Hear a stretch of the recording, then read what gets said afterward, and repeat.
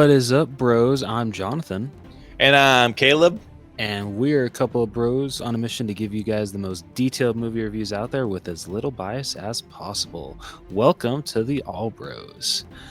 This week on the podcast, since me and Caleb don't really have much to talk about what we've watched, unless you got anything? Not really. I finally finished season 1 of The Purge, so yeah, that's all I got. And yeah, it's super good. I'm definitely excited for season 2. I actually started watching the first episode of season 2, and like the opening is, I feel like, really bad because so it's they do the origin of the announcement, how they got like the lady, and the poor lady thinks she's just reading for like a movie or a TV show. Oh shit! They're just like, she's just like, what's my character? And they're just like, oh, think of her as a caretaker. You know, like she's explaining these rules to these certain people, and she's like, okay, yeah, that's what I thought it was. And when she's like reading the announcement, she says all crime except murder, and the new founding father is just like, whoa, wait a minute. It says including murder. And she's like, oh, but I'm not telling people to kill each other, am I? And they're just like, it's okay. Just read it how we have written. Just read it. You performing monkey. So she finishes it, and freaking like I got chills because it's, you know, like it's the original lady that does the announcement. So like you're just like, oh shit, okay, so this is how it starts.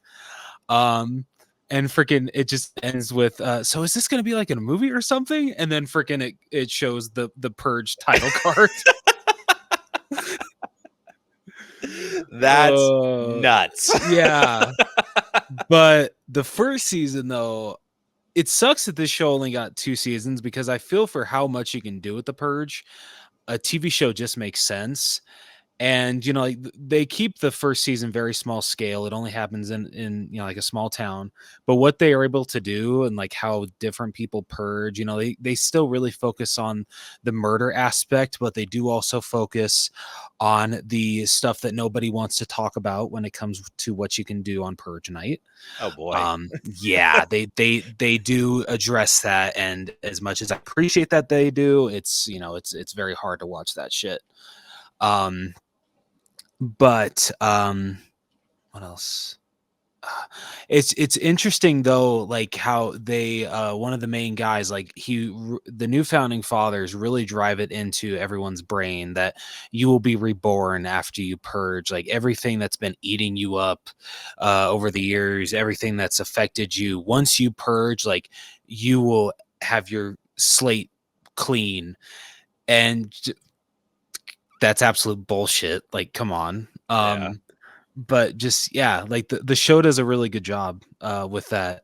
Some of, you know, it's a Purge series, so like some of the acting's like hit and miss, but that's just how it is. But no, I was pleasantly surprised with the first season. Really good. So I'm excited for the second one. That's good. Yeah, all I've been watching is King of the Hill. Hell And yeah. I've been going down that road. Bro, the shit that they have ended seasons on, nuts. Yep. Like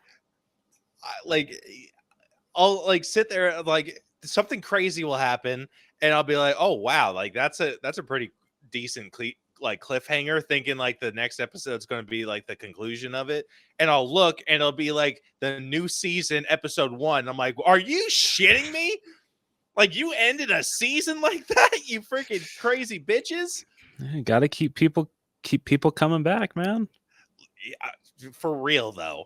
But no, dude, the freaking episode that I'm talking about is Hank and Peggy. They go skydiving for their anniversary. Have you seen that one? I don't think I have. Yeah, so it's the final that's the final episode of the season where they're trying to figure out something fun and exciting to do for their anniversary, just to kind of spice things up. So Hank jumps out of the plane and goes, and Peggy kind of like freaks out and doesn't want to, and so they're like circling around, and then like the guys are saying like, all right, like this is the final time, like it's either now or never. And and Hank gets on like the radio and talks to Peggy. He's like, "You got to try it. It's so good. It's so good." And she's like, "All right, cool." And so she freaking jumps out of the plane and her parachute doesn't freaking open. Oh, shit. And then I shit you not, dude. You just see him, like Hank looking at her and he's like, "Is her parachute supposed to be open by now?" And like the other guys are like looking at each other like all panicked. And then you just see her like fall and go, boom. And then you see Hank's face, just horror. And he's like, "Peggy." And then boom, season ends. I'm like, are you actually shitting me? But what ended up happening is she like broke basically like every bone in her body but she survived because she landed in really thick mud. So the mud like cushioned her fall enough. What the hell, dude? Gosh. Wow. Yeah. Okay. Yeah, crazy. And just they've done that so many times where I'm just like, bloody hell, like that's a way to end an episode. And then it's like, boom, next season. Are you like, you guys are psycho? Oh, that's insane. But it is so funny. Like I love like Peggy and Bobby are like my two favorite characters. Bobby is amazing. I love Bobby. Yeah, like I love Peggy's like super overconfidence in everything that she does, especially when she thinks she's speaking Spanish. And she thinks she's speaking it fluently. And she gets arrested in Mexico for accidentally kidnapping a child. And the lawyer's defense is that he's trying to prove that she's like very not fluent in Spanish. And she's like, "Oh no, like you're not telling anybody that. Like I'd rather go to jail than you guys tell people that." And so Hank's just like, "You know what?" And then he like leans to the lawyer and he's like, "You will not tell the lawyer or the judge that my wife cannot speak perfect Spanish." And then he gives him a look and he's like, "Oh, okay, I got it." And then they do the rest of the hearing in Spanish. And then Peggy keeps leaning over to Hank. "That means I'm good." When they're like, yeah, she's like imbecilic. And it was like, she's thinking that they're saying that it was like fully an accident and all this. And they're just like, yeah, this woman's inept, doesn't know how to speak Spanish at all, doesn't understand basic Spanish phrases and all this. And she thinks like it's all, yeah, she thinks it's like all good. Oh, but man. it's hilarious. And then, yeah, Bobby, I just watched the episode where he takes that women's self-defense course. Oh, that was one of my favorite episodes. Yeah, that was freaking good. Yeah.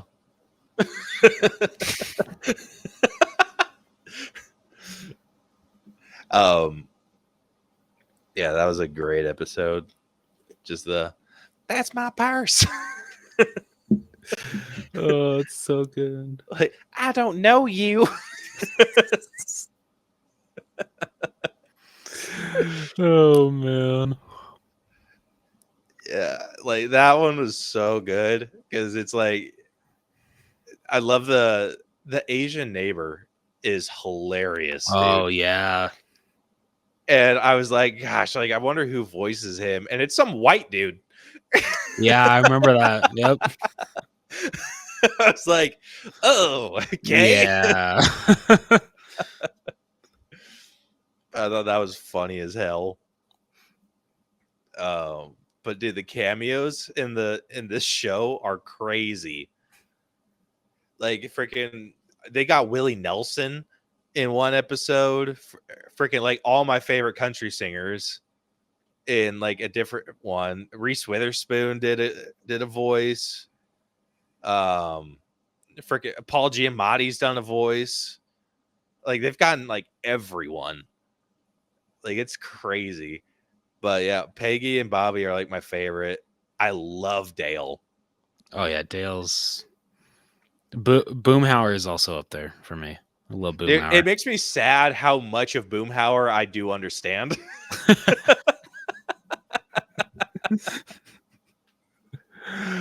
Oh like, because I recognize that like after he was talking, and my wife's like, "What the hell does he say?" Like every episode, he just talks gibberish, and I'm like, "Well, he just said," and I explained what it is that he said, and I'm like, "Oh shit, I speak redneck."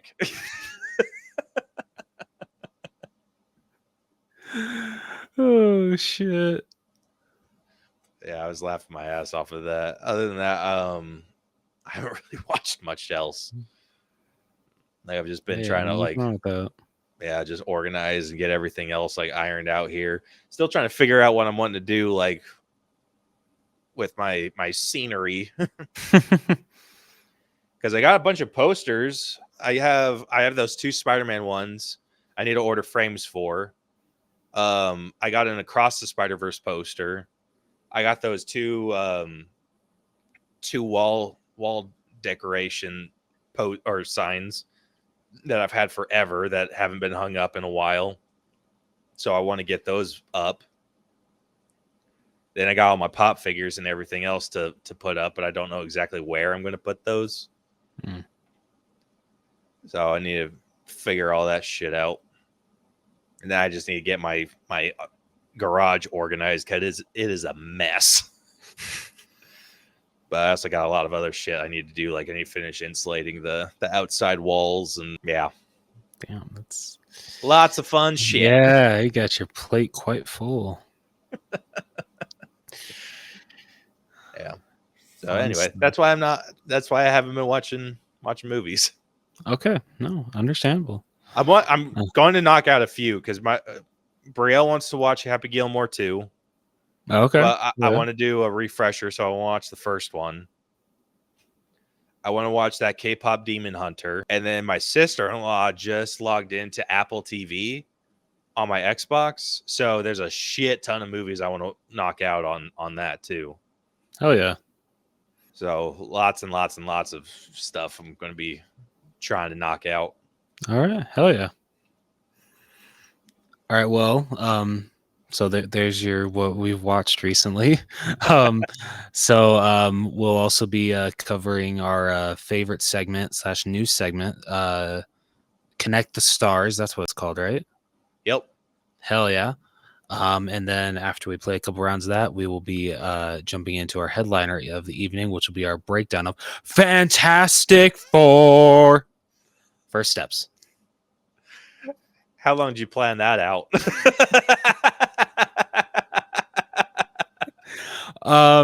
Shockingly, only like 10 minutes ago. Only 10 minutes ago? Yeah, I know, right? Shocker. No, don't worry. It has been planned since I freaking left the movie theater. All right, let's do it. Let's play some Connect the Stars. Hell yeah.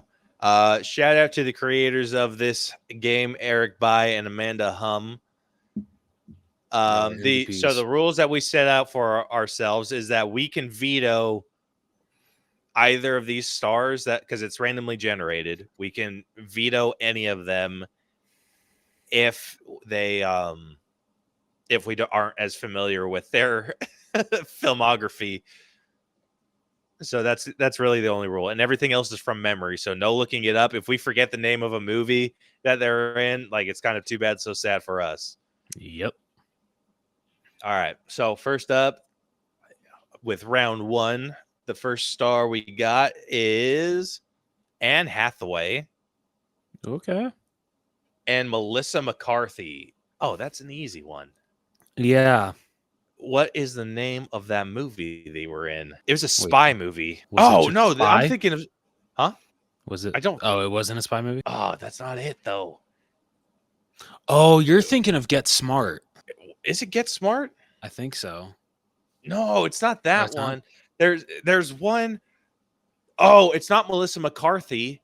It's Rebel Wilson that I'm thinking of. Oh, yeah. Okay. Yeah, I know what movie you're talking about. Yeah, but these two have been in a movie together. I can't think of what, though. Was it Witches? If I could spell Witches? Witch? No. Oh, what am I thinking of? Oh, I can't think of it. You're not confusing her. You're not confusing Anne Hathaway with Sandra Bullock, are you? Oh, that's exactly what I'm doing. Okay. So you were thinking The Heat? Yep. Yeah. Nah, dude, that's fair. No, I get it. Great movie, Which though. I'm pretty like now that you bring that up, The Heat gives us Sandra Bullock, and Sandra Bullock and Anne Hathaway were in Ocean's 11, No, or was it 12? I haven't seen any of the Ocean's movies, so I do not know. 12? No. 11. Okay, she was in a freaking Ocean's movie. It wasn't Ocean's 13, was it? It might be. Ocean's 13. Okay, 12. God damn it. 11. It's not Ocean's. Okay, this is bullshit. She was in an Ocean's movie. Like, she was Sandra. I know for sure. I don't know if Anne Hathaway was in it, but I know for damn sure Sandra Bullock was in a movie. Either like it was Ocean something. Okay. Okay. God damn. What other thread do we got? That's an excellent question. What else? Because Melissa McCarthy's worked with damn near everyone too. I'm trying to think if we can connect anyone that was in The Devil Wears Prada with Anne Hathaway to Melissa McCarthy. To Melissa? Has she ever worked with Glenn Close? Is it Glenn Close that's in that one? No, that's that's what's her name? Oh, I feel so horrible for forgetting her name.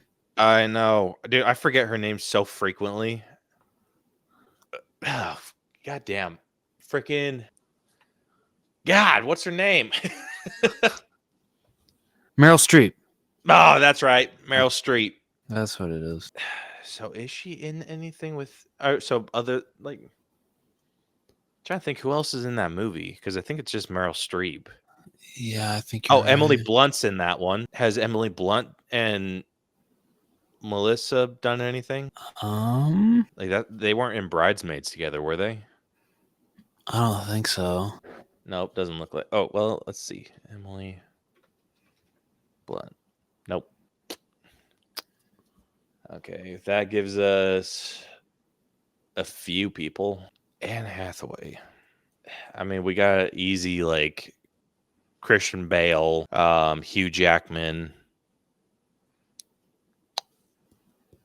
Gosh, I am drawing a blank, dude. Yeah, man, this one's tough.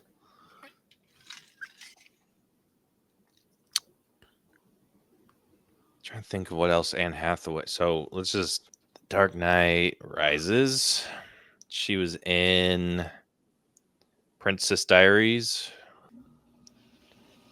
I mean, that gives us Julie Andrews. Yeah, that's true. Trying to think comedies. Was she in anything? I don't know if this one could work. Okay, so Julie Andrews. This is going to be a long one. Okay. Julie Andrews worked with Cameron Diaz when they did Shrek 2 together. All right, Shrek 2. Oh. Okay, Shrek the Third. What? Well, wait, do we have Julie Andrews just as an actress? Oh, that's right. Julie Andrews. Shrek 2. Okay, and then do Cameron Diaz. And then do Charlie's Angels because Charlie's Angels had Melissa McCarthy in it. What? Yeah, it was a very quick cameo, but it was like Lucy Liu was playing this like they all three were like, doing their thing, and Melissa McCarthy is like the one guiding her in this like business office, and she's like all being nice to her, and Lucy Liu is just like, oh, I already knew that or some shit like that. And then Melissa McCarthy, like under her breath, calls her a bitch. And she's like, I heard that. Yeah. So like I said, it was going to be a long one, but hey, we got it. Oh, okay. So surprising enough, they have not appeared in any movies together. Huh. like Okay. Anne Hathaway and Melissa McCarthy. Interesting. All right, Hollywood, make Yeah. that happen because I would love to see that team up. Yeah. Yes, please. So that very well might have been the shortest distance between, or shortest way between them. Yeah. Well, no. Oh, Damn. okay, hold on. I want to look up that Ocean's 12 movie. Ocean's 8. God damn it. Oh, that's what it was. God damn. I went Ocean's 10. Are you actually shitting me? I hate everything. Oh shit. God. Ocean's 8. F my Son of a- life.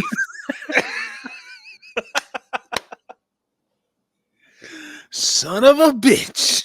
I oh my god, I feel so stupid. Dude, I didn't even I never would have thought like going backwards from 10, man. God.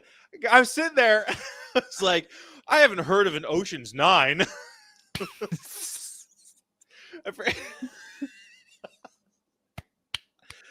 This makes me want to run headfirst into traffic, dude.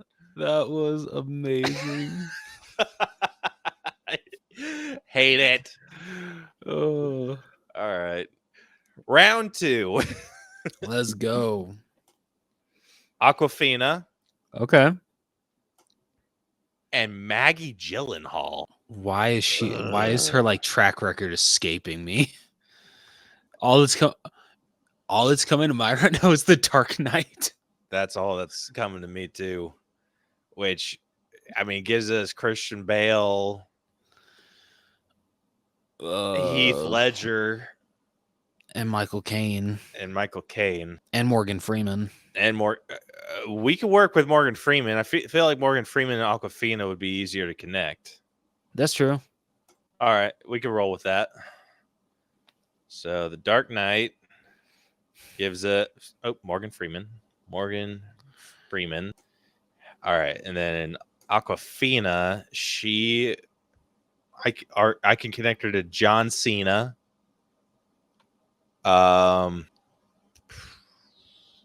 What else? She was in Shang-Chi. Yes. The Bad Guys. Oh yeah, I forgot that she's in that. She plays a spider, right? Yeah.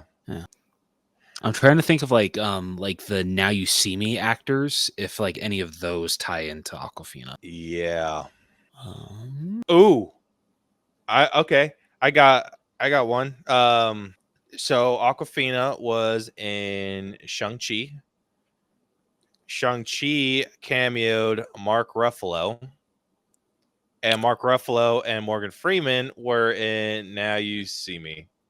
Nice. Boom! Made up for my stupid mistake last round.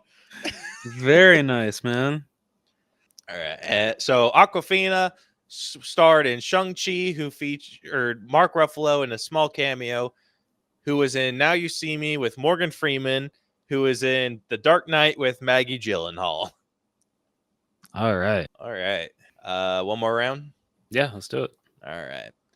First up, we got Naomi Watts. I don't know if I could name one movie that she's been in. I don't know if I could either. Respin? Yep. So first we got Rachel McAdams. Easier. Yeah. And Emma Watson. Okay. Interesting. Okay. Ooh. I'm trying to think of who we can connect Emma Watson to. I mean, we got our freaking selection out of Harry Potter. True. But that's going to be difficult to connect Rachel to. So I know. So Emma, outside of Harry Potter, I can do or connect her to Tom Hanks. Oh yeah, that's true. Which, have you seen that movie, The Circle? I haven't. I always wanted to, but I never got around to checking it out. Brother, freaking Good, crazy. Bad? Okay. Like good It crazy or bad crazy? uh kind of in the middle. So she like what ends up happening in that is she joins this company, the Circle, and it like basically has to create an online persona for herself. Something happens where she like blows up. And so she like becomes super famous and whatnot, and does this test thing where I think it's in her eyes. Like the camera is like in her eyes, so she is constantly being tracked. Like everything that she is viewing is constantly being streamed, like at all, like Huh. 24 freaking 7. So like when she's awake to when she's asleep, like everything.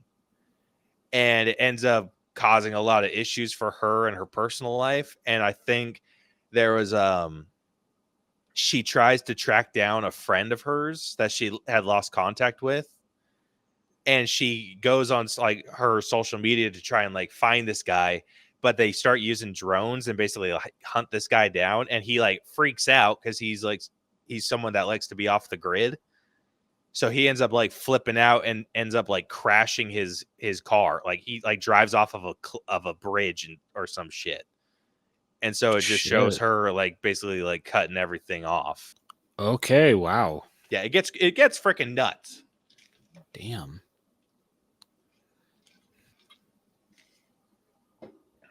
But I'm trying to think, what can we connect Rachel McAdams to? Oh, also we got Luke Evans, Beauty and the Beast. Oh yeah.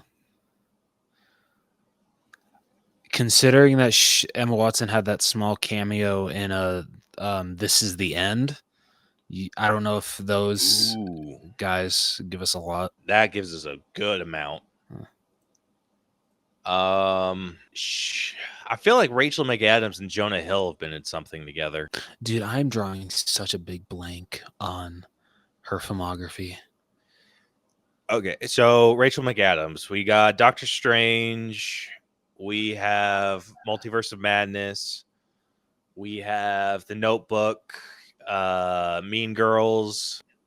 Oh yeah, shit, yeah, she was in Mean Girls. Gosh, there's another one that she was in with Channing Tatum, which you could totally tie that in with Jonah Hill. Yep. What's the name of that movie though? Shit. Oh my gosh. Do you remember the storyline at all? Maybe I could remember it. Like what's it about? So Channing Tatum and Rachel McAdams are married, and she gets into a car accident and loses her memory of him, like of their whole married life. And so they try to like work things out and everything, but it doesn't end up going that way. So she goes back. So she like completely forgets everything up to like before she she forgets ever having met him. Wow. Like, so her husband. So she still thinks she's like out of college. Like she like because they met while she was in college. So she remembers her ex-boyfriend and being on like a good relationship with her family and all that, which she did not have. She broke off an engagement with her ex, and her family like kind of cut her off. And so they kind of like try to put her back into the life that she was in, because she was supposed to be in law school, but she quit to join art school. And then she met Channing Tatum's character. God, that is gonna yeah, dude. I hate that I can't even think of the title of that movie, because that sounds familiar too. Yeah. But... Shit. That's gonna piss me off. It's not something to remember. I feel like remember's in the title. Trying to think of like the other guys. I mean, we got Can you think of, if we're doing her with Mean Girls has Tina Fey. Can you think of any movie that Tina Fey has been in with any of these guys? Because like there has to be one of them, right? Yeah. Tina Fey. Was John Cena in This Is the End? No. Bro, there is Channing Tatum is in This Is the End. Yeah. Oh wait. But I can't remember how it damn connects it. to Rachel McAdams.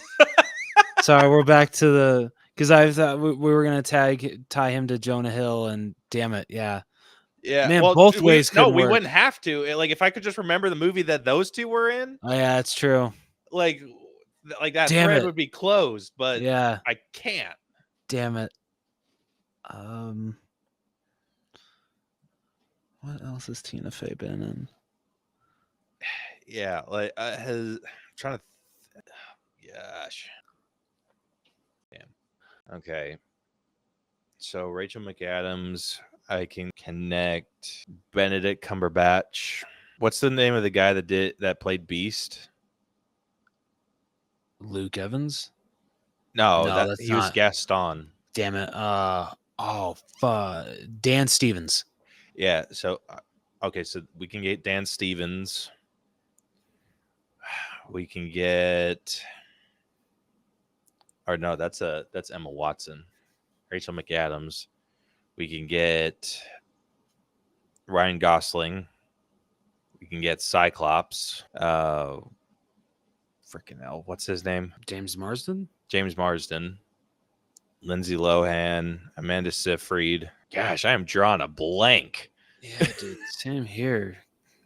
Good Lord. I'm just gonna make a shout in the dark and say, like, it's not Remember Me. Remember When? Nope. Damn. It's not A Walk to Remember. Nope.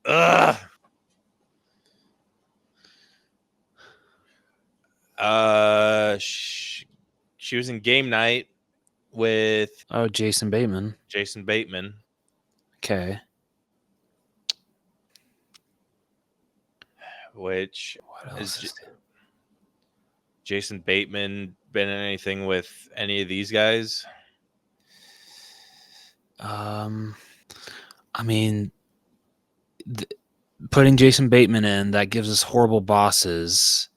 And so, like, I feel like one of those actors has got to connect with something. Yeah, so that gives us Charlie Day and Jason Sudeikis. Ooh, he was in Dodgeball. Oh, I didn't know that. Yeah, he played one of the announcers. Oh, cool. So that gives us a lot of comedy people. Yeah. Who else may play themselves in This Is the End? So you got Jonah Hill, Seth Rogen, Jay Baruchel, Danny McBride, and James Franco. Okay. Any other like celebrity cameos like Emma Watson? Like I know Channing Tatum was one. Yeah. What's his name? Craig Ferguson? Is that his name? Yeah. I can't think of any others though off the top of my head. Michael Cera was also in it too. Michael Cera.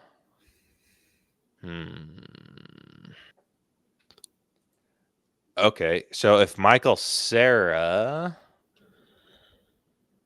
was in that, how did I say Rachel McAdams connects to John Cena? Okay, so Rachel McAdams in The Notebook gives us Ryan Gosling, who was in Barbie. All right, there you go. Oh, yeah, that took us too long. That one was a pain in the ass. I'm going to shoot myself when I find out what the name of this goddamn movie is. Rachel McAdams, Channing Tatum movie. The Vow! I wasn't even close.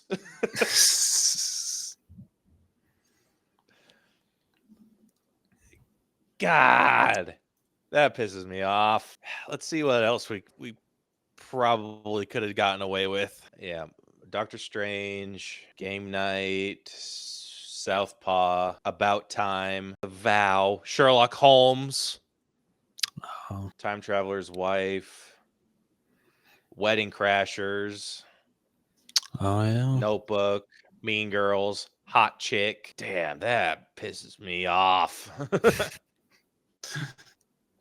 The Vow. How in the world? I wasn't even close. She's not even in a movie with the word remember in the title.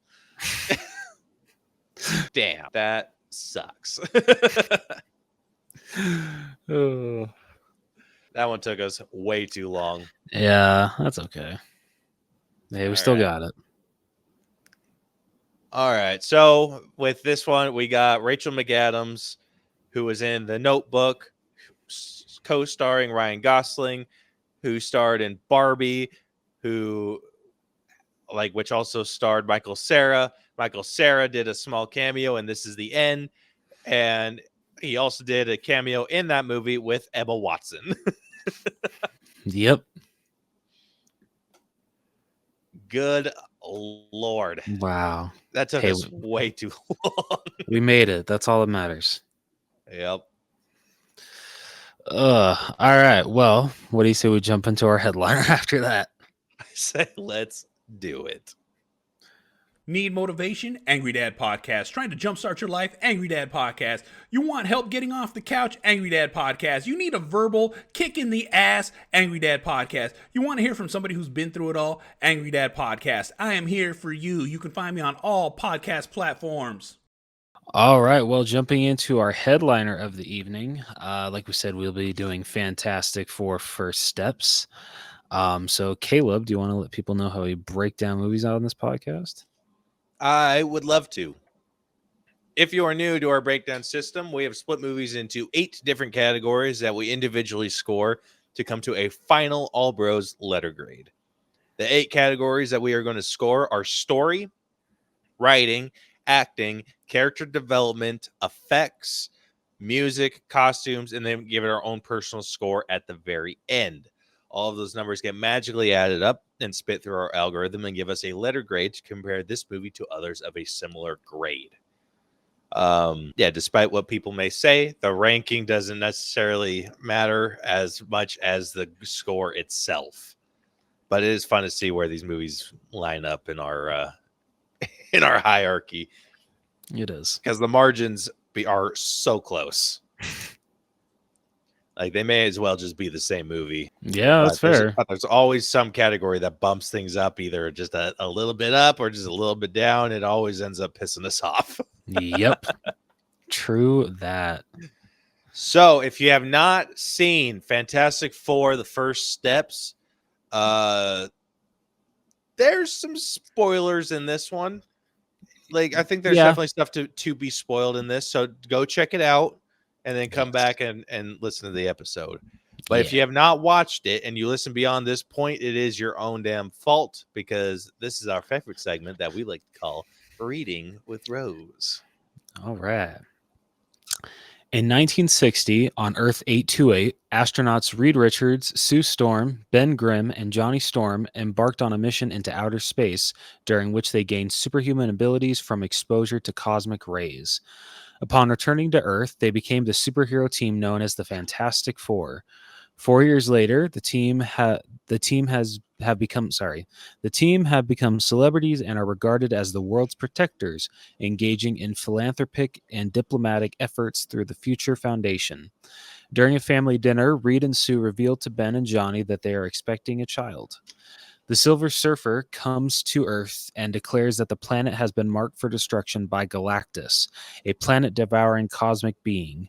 Reed studies the disappearance of other planets to verify this claim, and the team decides to find Galactus before he comes to Earth.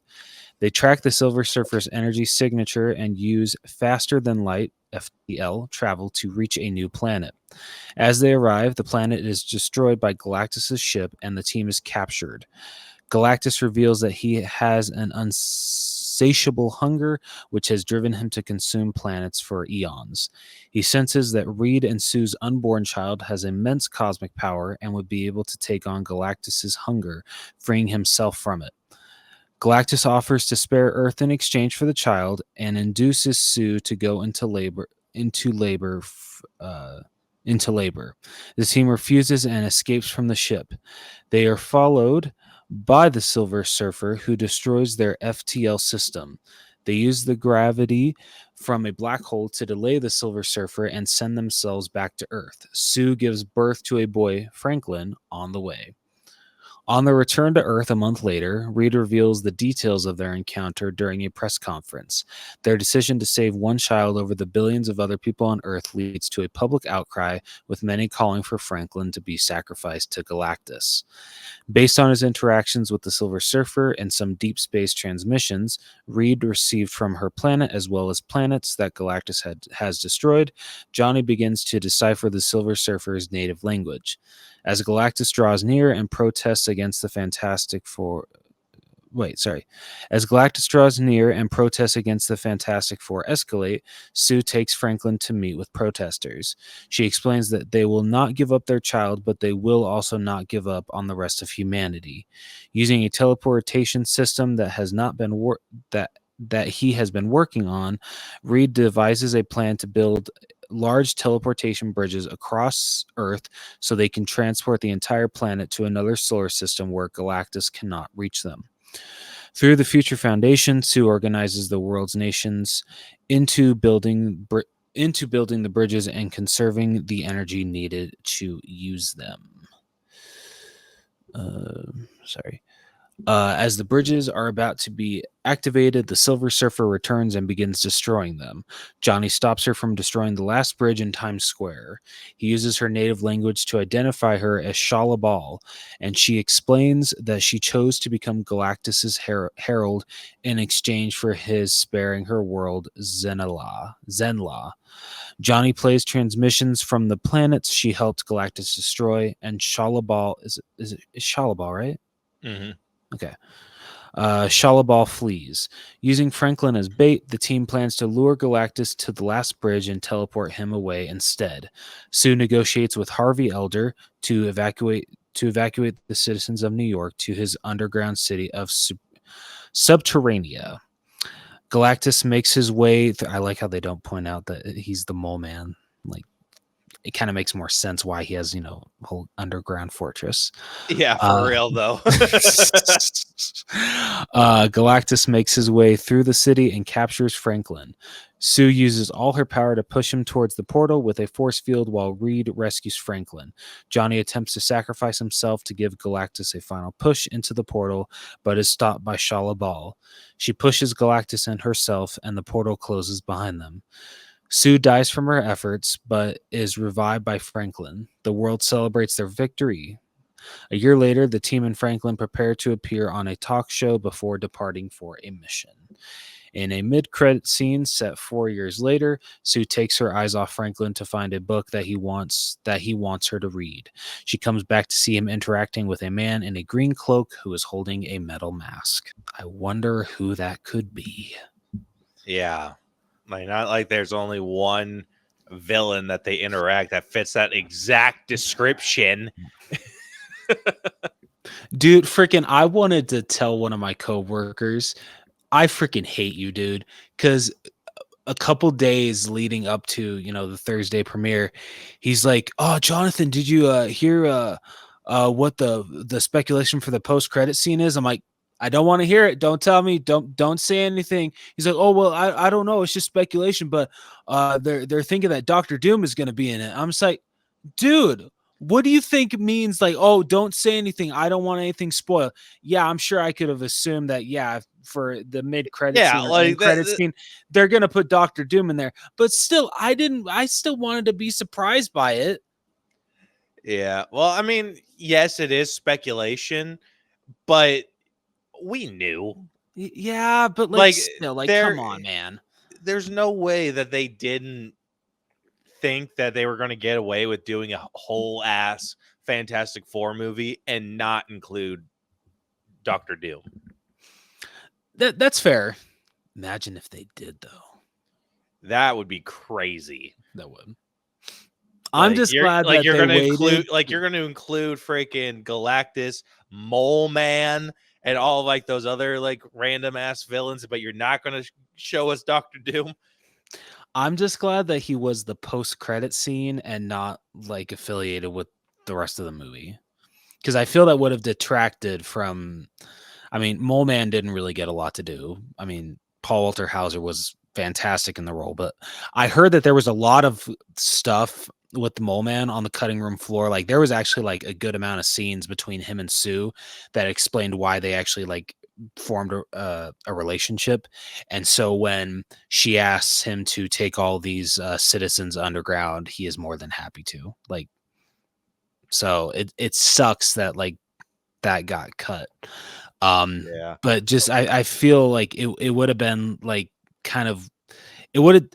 I don't want to say it would have taken me out of the movie because it's freaking Doctor Doom, but for us focusing on Galactus, him being the big baddie of this movie, and Silver Surfer, throwing in Doctor Doom towards like the end of the movie, I feel that would have been like too much. Yeah. Like it made sense that he was just like an end cameo. Yeah. I want to know exactly, like, this just kind of almost pissed me off a little bit for what now, like, they just added one more thing that they have to show us in Doomsday. Like they added, like, instead of giving us a scene of showing us like how the Fantastic Four gets to like Earth, I guess it's 616. Like, which, as much as that pisses me off, like, as that they have to show us how the Fantastic Four get there now, too. So not only do you have all of this other bullshit that you need to show us, you also like you have to show us how the Fantastic Four get there. Like, I thought the cameo, it's like, oh, 4 years later. I was like, okay, cool. I was expecting, like, all right, the Fantastic Four are going on a mission. Like, they're planning, like, they're doing this, they're doing that, like, whatever. Like, so that's what I thought we were going to see. I'm like, all right, so we're going to see, like, what led up to them traveling to Earth 616. Yeah. Or at least, like, a little clip of it. But no, nothing. Which kind of really shocks me because the Russo brothers directed that mid-credit scene. But also the director even said, sorry. Go. I don't like the Russo brothers. I have, as superhero like movie directors, yeah, I do not care for the direction that they've taken a lot of the MCU. Okay. And the fact that they're in charge of this new iteration aggravates me to hell. Oh shit. Uh-oh. Yeah. Well, Caleb's in for a bumpy ride then. I am way in for a bumpy ride, dude. Like, I don't hate him, but I don't love him. But what I find funny, they can't handle the chaos that is Marvel. Marvel is full of chaotic situations, and they can't handle it. Yeah. They have proven that they can't. They freaking nerfed my favorite character in the whole goddamn world. I mean, they did fine by my character, but just not gonna touch upon that. Oh, I'm gonna flip you off so hard.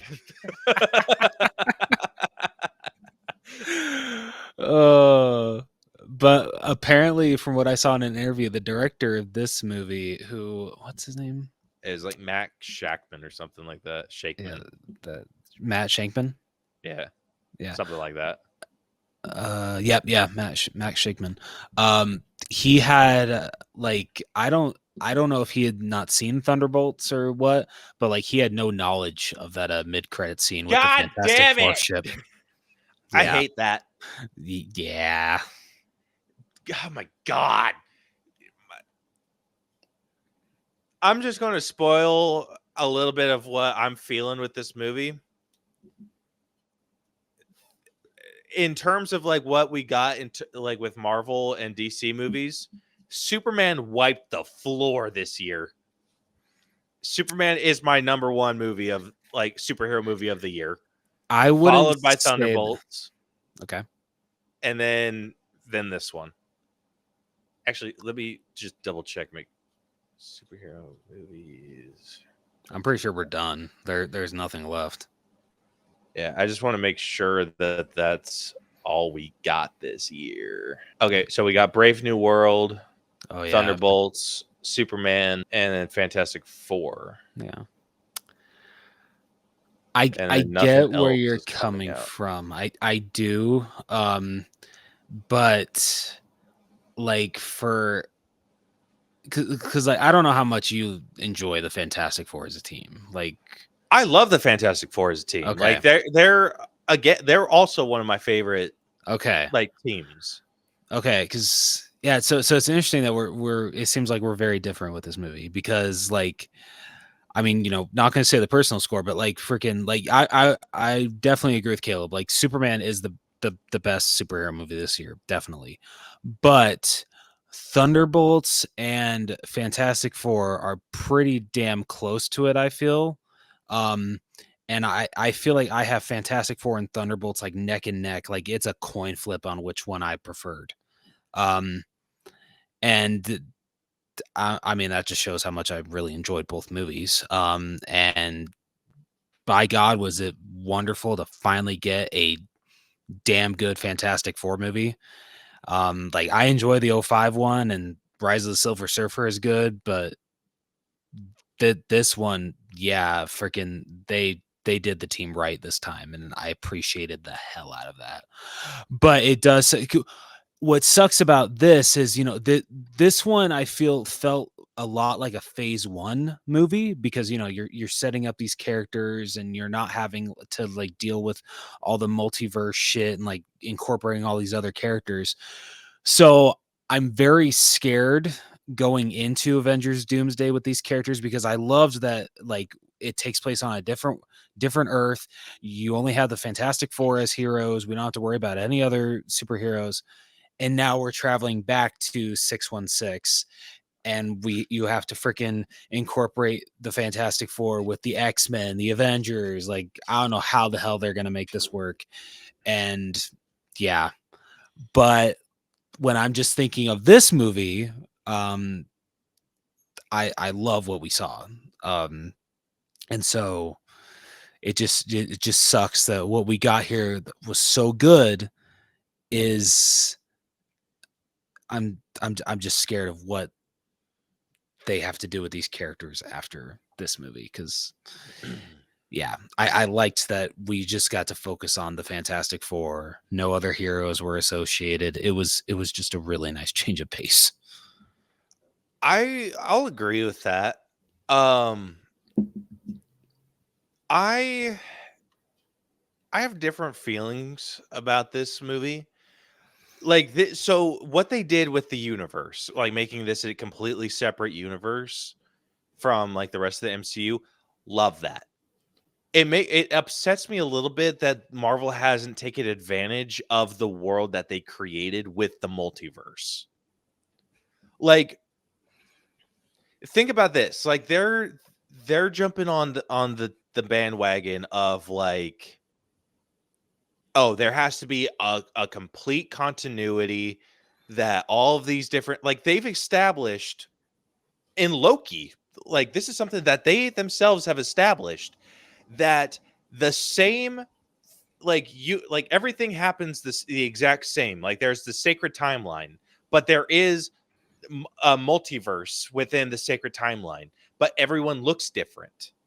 So like you have the classic Thor, like or like the Loki, the like the one that's like 100% comic accurate, like the kind of old man Loki, right? Mm-hmm. So you have him. You have the Loki that was able to kill Thor. You have Kid Loki. You have all of these people that are living the sacred timeline story, which is basically what we saw within the MCU. So in every iteration, there is a different Iron Man. There is a different Captain America. There's different versions of every single character. The issue that I feel Marvel's jump down is they haven't taken advantage of that at all. Like you've created a world, a multiverse level world. You can go and basically do what you did with like giving us Venom. Like you can show us like, hey, people that interact with the multiverse can pull these movies that we love together, but they don't have to either. Yeah. Like it's like how nice would it be if they were like, hey, we have a new Iron Man movie coming out.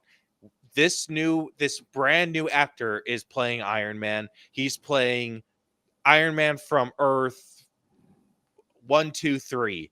And then you get a quick, brief explanation of things that have happened to this Iron Man, just like we did in Superman. And then, boom, a fully independent Iron Man story that is reliant on no other continuity whatsoever. Yeah, I like that. Yeah, it's exactly like what they could have done with Fantastic Four, or what they've done with Fantastic Four. They told it like at the beginning of the movie, boom, Earth 828, boom, and then like put us right into the middle of the shit. Yeah, I love that both this and Superman skipped the origin story and just like got us right in. Superman did it better. I don't know, man, freaking, because I don't know, maybe it's just because I have a soft spot for Fantastic Four more and I know the story more. For dude, when this movie first started, and I feel it takes a lot for me to do this, I only got halfway through my popcorn, and when this movie started, I just put it to the side and I was freaking locked on. I didn't touch that popcorn again until the movie ended. That is the first time that has ever happened to me. But just I love that we just jumped right into how they how they're literally just doing, the freaking talk show host is just doing a recap of how they went into space, how they got their powers. They're doing the freaking character bios and like going through all of them. Dude, freaking Iron, like the first like 10 minutes, I just had like the biggest smile on my face seeing these four. And so like, no, dude, I completely get where you're coming from with the like Superman did it better. But like for me, it's like Fantastic Four might just be like a hair above when it comes to like getting right into the action, but like still like recapping on how we got here. Yeah, I mean it's different for sure. Like it's definitely like I think it would have felt a little knockoffy if they would have done the exact same thing. Oh yeah, But definitely. yeah, it's like the Fantastic Four. While yes, we've seen their origin a couple times, like in live action. Like it's I will say it's probably not as well known as Superman. That's fair. So Superman can get away with less. Yeah, that is very true. Yeah. So I don't have very many problems with this movie until we get to the end. Like I don't think that they ended this quite right. It was almost an anticlimactic end. You know, that's fair, because I've seen a good amount of people say that, because like in the middle you get this like honestly amazing story with the Fantastic Four going to negotiate with Galactus. Doesn't go well. Them getting back to their ship, they don't have enough fuel to get back to Earth. Reed saying that what does he say? I forget what way he says that they can get back, but just freaking Johnny and Ben at the controls trying to do what Reed needs them to do. Reed trying to comfort Sue as she's literally giving birth. Just, it's so chaotic, but it's done so well that you're just like, okay, yeah, this is the freaking Fantastic Four stories that I want. This is freaking great. This is so good.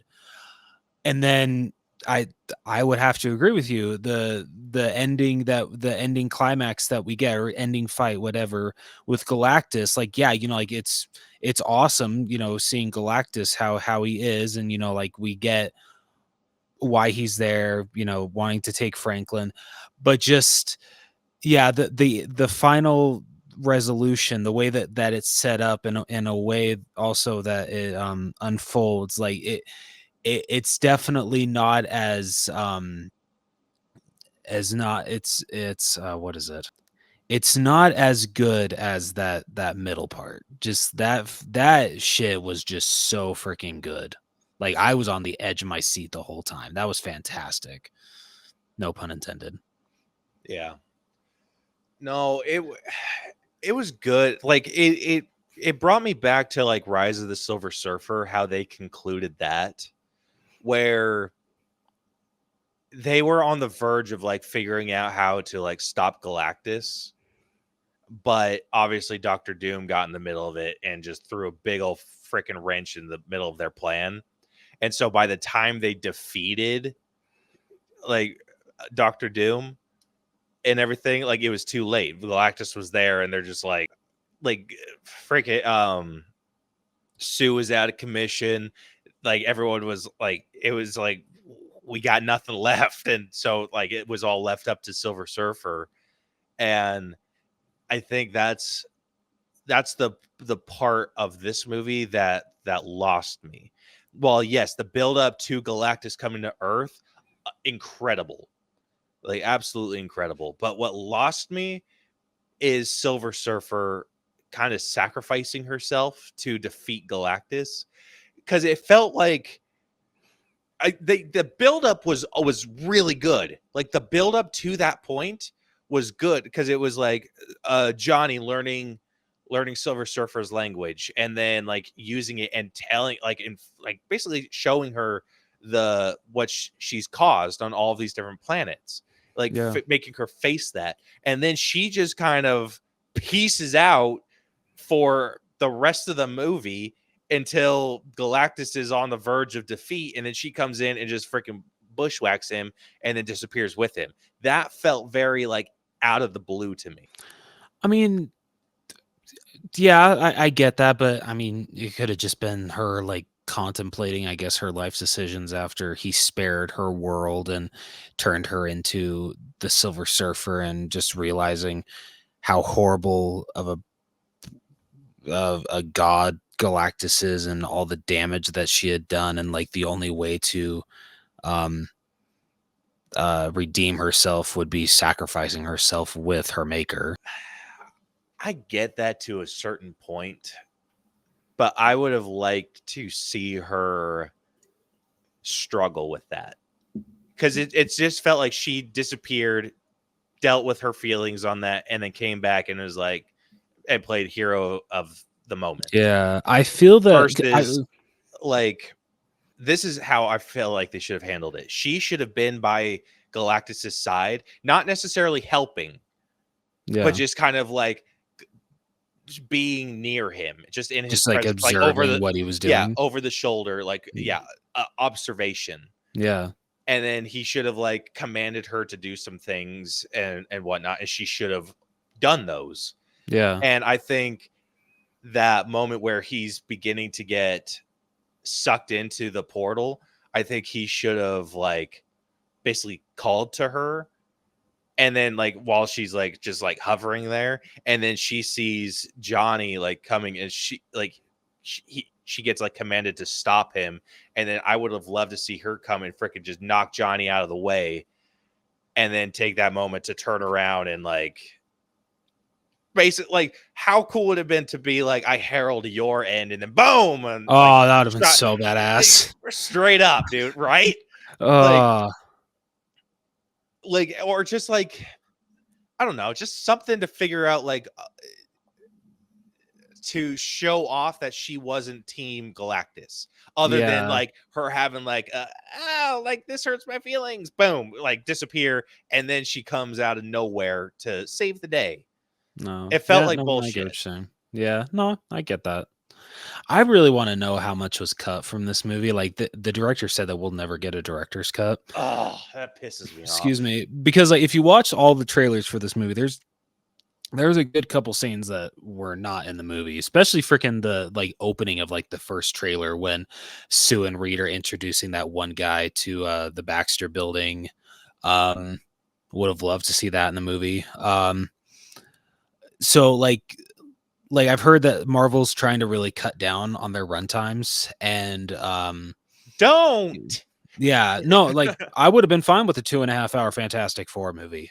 And so like, yeah, this movie definitely feels like it goes like beat for beat for beat for beat. Like there's no time to slow down. I was fine with that, but the fact that I know like what was cut, the director and even the cast has said, oh, like, hey, you know, like these two characters like interactions, like, oh yeah, that was cut down, or showcasing like this member's like abilities more, that was cut down.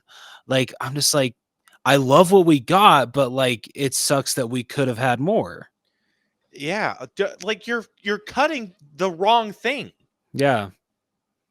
Like you're cutting out the wrong shit. We Marvel fans have proven we don't give a flying shit about long run times. No, Endgame is 3 hours long, and that shit flies by. Yeah, that is like one of your highest grossing movies. It is it is legitimately a 3 hour long movie. Is your longest or is your best running movie of all time. You don't Yep. think you might want to lean into that a bit? Yeah. Like give us like a good quality movie that's a little bit long. Like obviously don't make every movie like 5 hours, but like No. you could give us more than 2. Yeah. And especially with this being a team movie, like I feel like team movies like should be longer. Like yeah, no, you get a good amount of time to spend with these 4, and like they do a really good job fleshing out all 4, but I would have loved more time with them. Yeah, like it was a bit of a letdown. Like in terms of that, like it's just like I like at least that end fight. It's just they focused on the wrong thing, and I would have liked to see a little bit more of like Silver Surfer struggling with her decisions. That's Like I completely fair. understand like that interaction with Johnny not wanting to fully turn against Galactus in that moment. Yeah. But I think there should have been something like I would have liked for her, like while she's like kind of sitting there gliding beside him, if like while he's basically has like Franklin in his grasp or whatever, like have the sound of like Franklin crying echoing through her mind. Like have his cries and just like mimicking like the cries of her child, like as she like became the herald of Galactus and basically like sailed away. Yeah. Ooh. Like there you could have That done would have been so really much. good. I love this version of the Silver Surfer. I Oh, thought yeah, she was so good. Yeah, she was fantastic. Yeah. But yeah, like like I said, the first like 3/4 of this movie rock solid. Like the pacing was good, a little quick at times, but Yeah. it gave you a really good vibe for who the characters are. And I like that they weren't like shying away from like violence when Sue was like, Johnny, you kill her. Like, god damn. Yeah. But yeah, like I thought those interactions were good. The only other complaint that I have with this movie, you look like you know what I'm gonna say. I don't know if I do. What do you think I'm about to say? Are you gonna nitpick? Wait, is it like a casting thing or? No. Loved the Oh. casting. Oh, okay. Then I don't know. What are you gonna nitpick? Ooh, okay. They nerfed the ever living bejesus out of Mr. Fantastic. You know what? I can't argue that, Dude, because they wasted him so bad.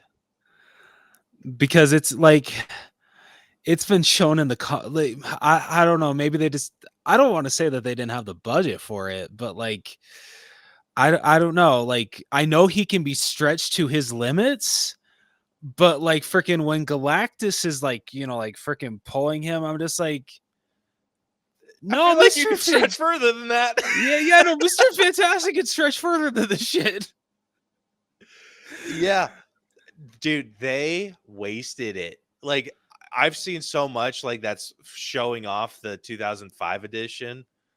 And I'm like, yeah, that's the version of Mr. Fantastic that we should be getting. The one that can stretch his body through an entire freaking Ferris wheel to like stop it from falling. The one that wrapped himself like a blanket around Dr. Doom.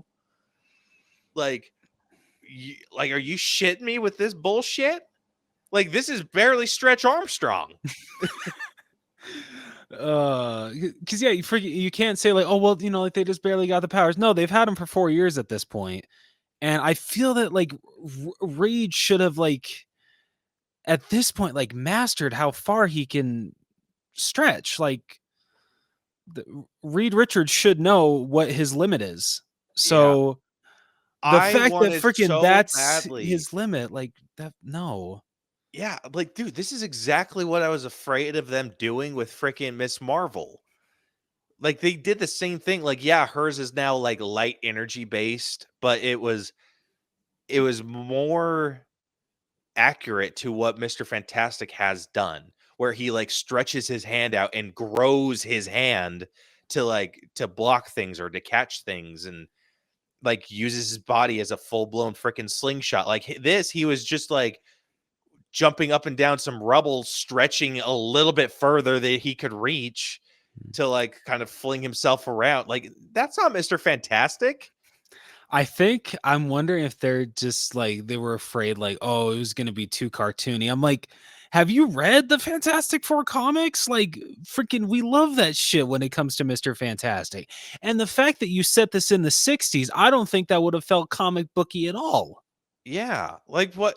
Like, are you kidding me? Like, you're not gonna Mr. Fantastic can stretch any part. Like, you know how freaking happy I was that we saw a little bit of that happening where he got his face stretched out. Oh yeah. I was like, where the was that? Yeah, seriously. Like, that's some of the shit that I wanted to see. Like, I wanted him to like, I don't know, like I wanted him to like freaking like trap like Galactus's hand, like wrap around like him like a freaking mitten, Yeah. like, or But something. no, Like, all we got was as he's climbing Galactus, he's just like stretching his hands out a little more so he can like climb faster. yeah, freaking That's bullshit. And then yeah. he gets stretched out like freaking Stretch Armstrong, and Galactus is just sitting there like, yeah, like barely like anything. I'm like, Galactus should have, like, what I was hoping and like looking forward to was Galactus grabbing him and fully like as far as he could freaking like reach. Like, that's what I was looking Yeah, for. that would have been great. Yeah, if you want to give us like Mr. Fantastic struggling with that, yes. Yeah, understandable. But like, I mean, even with the scene that we got, like, yeah, damn, that was hard to watch. It was, Like, and it shouldn't have been. yeah, Dude, like, I was sitting there, like, when he was doing that, I was just like, oh my gosh, like, he's gonna be there all day. Like, just freaking like unraveling him like a freaking string on a shirt. And no, he's like struggling, like, ah. I'm like, what? And then his clothes started ripping. I'm like, are you, who the is this guy? It was truly aggravating. it's very interesting how, like, you know, like some of the powers they nailed and some, like, you know, Mr. Fantastic, they didn't fully nail. Like Sue, Visible Woman, I think they killed it. Oh yeah. Yeah, hers were fantastic. Dude, people have said it. She, like, this was her movie. You know what? I'm not gonna argue. Yeah, and then I think the Thing was a little underutilized. Yeah, so it's honestly funny that both the storms of the team had their powers utilized the best. Oh yeah. Yeah. Like, I love this version of the Human Torch, like how he like basically like turned the flame off to like save people. Like, just a little, like, that was a really good little addition. Yeah, it was. Yeah, and then the Thing was awesome. I couldn't get over the clothes though. Like, when he really? was, yeah, like what, like at the scene where you see him like dragging the ship and he's like without his shirt, that felt the best.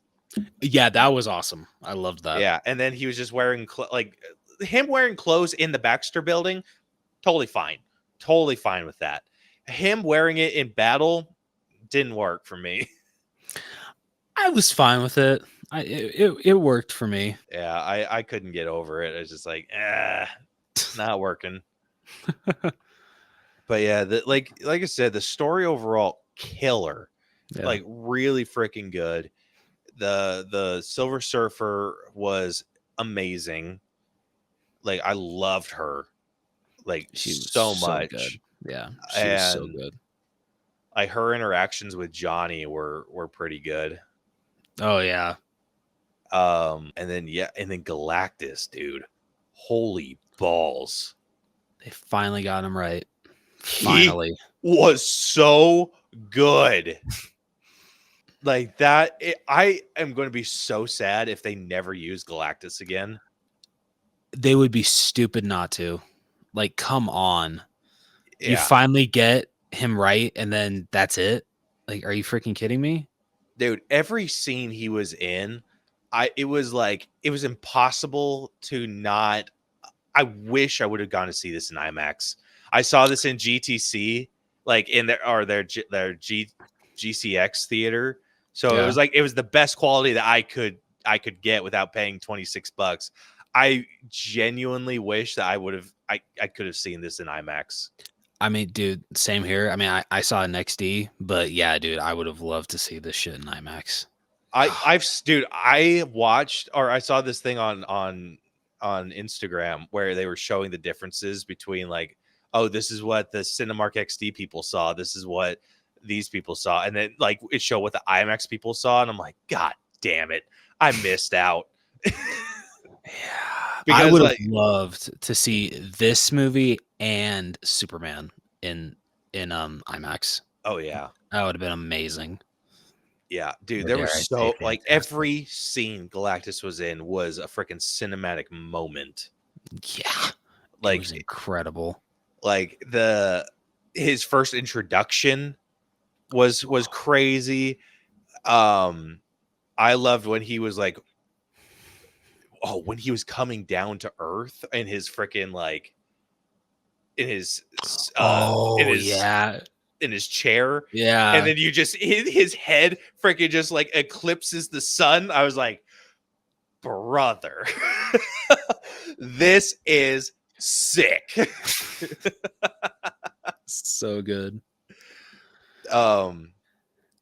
Yeah, and then when he's like towering over the freaking Statue of Liberty or just kind of like looking at her, I'm like, someone made a hilarious joke that I saw, and they posted, him looking at Statue of Liberty, and they're just like, why the hell was he looking at her like that?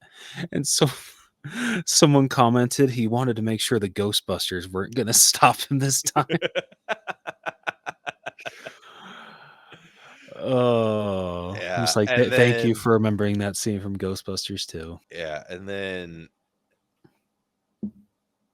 like I said, every moment, dude, every freaking moment that he was in was just like a cinematic masterpiece. But I will never get over the feeling of like just pure panic that I had when he was like straight up just eclipsing the sun. Like that, I was like, oh Lord. Like, you guys are screwed. And I honestly, I couldn't pick out which version of him I liked more, with his eyes glowing or with his eyes not glowing. That's fair. They both looked fantastic. I'm gonna catch myself saying that a lot, aren't I? Probably. We should probably start a counter. But oh my gosh, dude! Like anytime, like when Johnny freaking blasted him with like the fire, and he like kind of turns away, and then you see him blink a couple times, and then he, like just see his eyes glow purple, and then like amazing, so good. Gosh, freaking loved it. Like absolutely loved it. Yeah. So everything with Galactus was amazing. I love the little inclusion of Mole Man. Like I thought that was really fun. Yeah, that was fun. I like how quickly he pissed off Reed. and Sue's just like, come on, and he's like, I had to do it. Like what do you need? I'm happy to give it to you. I just love when freaking Reed like calls him Mole Man, and that is what pisses him off. He's just like, oh no. We don't need to go there. Yeah. We don't need to go there. Like this is why I love Sue so much, dude. Just have little moments like that, and she just like, come on, and he's like, I had to. Yeah. And then scared the living shit out of out of Ben and Johnny. Oh yeah. Like, gosh, like she was so good. I loved her. Yeah, she was amazing. Yeah, so story wise, because of the issues I had, I'm sitting at like an 87. It was a Okay. very above average story, very close to hitting 90, but there was too much. Like they dropped the ball. Like their execution was damn near flawless, but they couldn't cross the finish line for me. Not in a way that felt satisfying enough. Yeah. For me to be like, all right, cool. No, that's fair. I mean, now that like I've gotten to talk about it with you, I definitely see where you're coming from, and like I do somewhat agree. Because yeah, like the middle is just so strong, and the beginning, and then like once we get to the climax and how it unfolds and how it ends, you're just like, okay, like that was good, but like I think I wanted more. Like you could have done a lot more with that. It's not necessarily more. It's just I would have preferred them to handle it differently. Yeah. Okay. Sorry. So yeah. So Like, yeah. it's More was the wrong word. Yeah, I it's mean like that. you kicked Silver Surfer out too early. Like she needed to go and basically like retreat to Galactus. Yeah. Like I think that's what needed to happen. We needed to see her more, and then it wouldn't have felt so out of the blue that she comes flying, knocks Johnny out of the way, and takes out Galactus. Yeah. Like I think she needed to kind of like sail by his side for a bit. No. Yeah. I can agree with that. But like everything before that is just super super solid, and just when it comes to the story for the introduction to these four into the MCU, I think they did a really good for the most part they did a really good job with the story here. So I think I'm just going to be slightly above you. I'm the same thing with you. I just can't bump it into the 90s. So I think I'm going to be at an 89. Like it's close. It's so close, but there are things like we talked about that just makes it miss that mark. Yeah. All right, moving on over to writing. This was pretty solid. I did very much enjoy the change to Johnny as a character and him actually being scientifically inclined. That was I had to catch myself from saying fantastic. Oh my gosh, dude.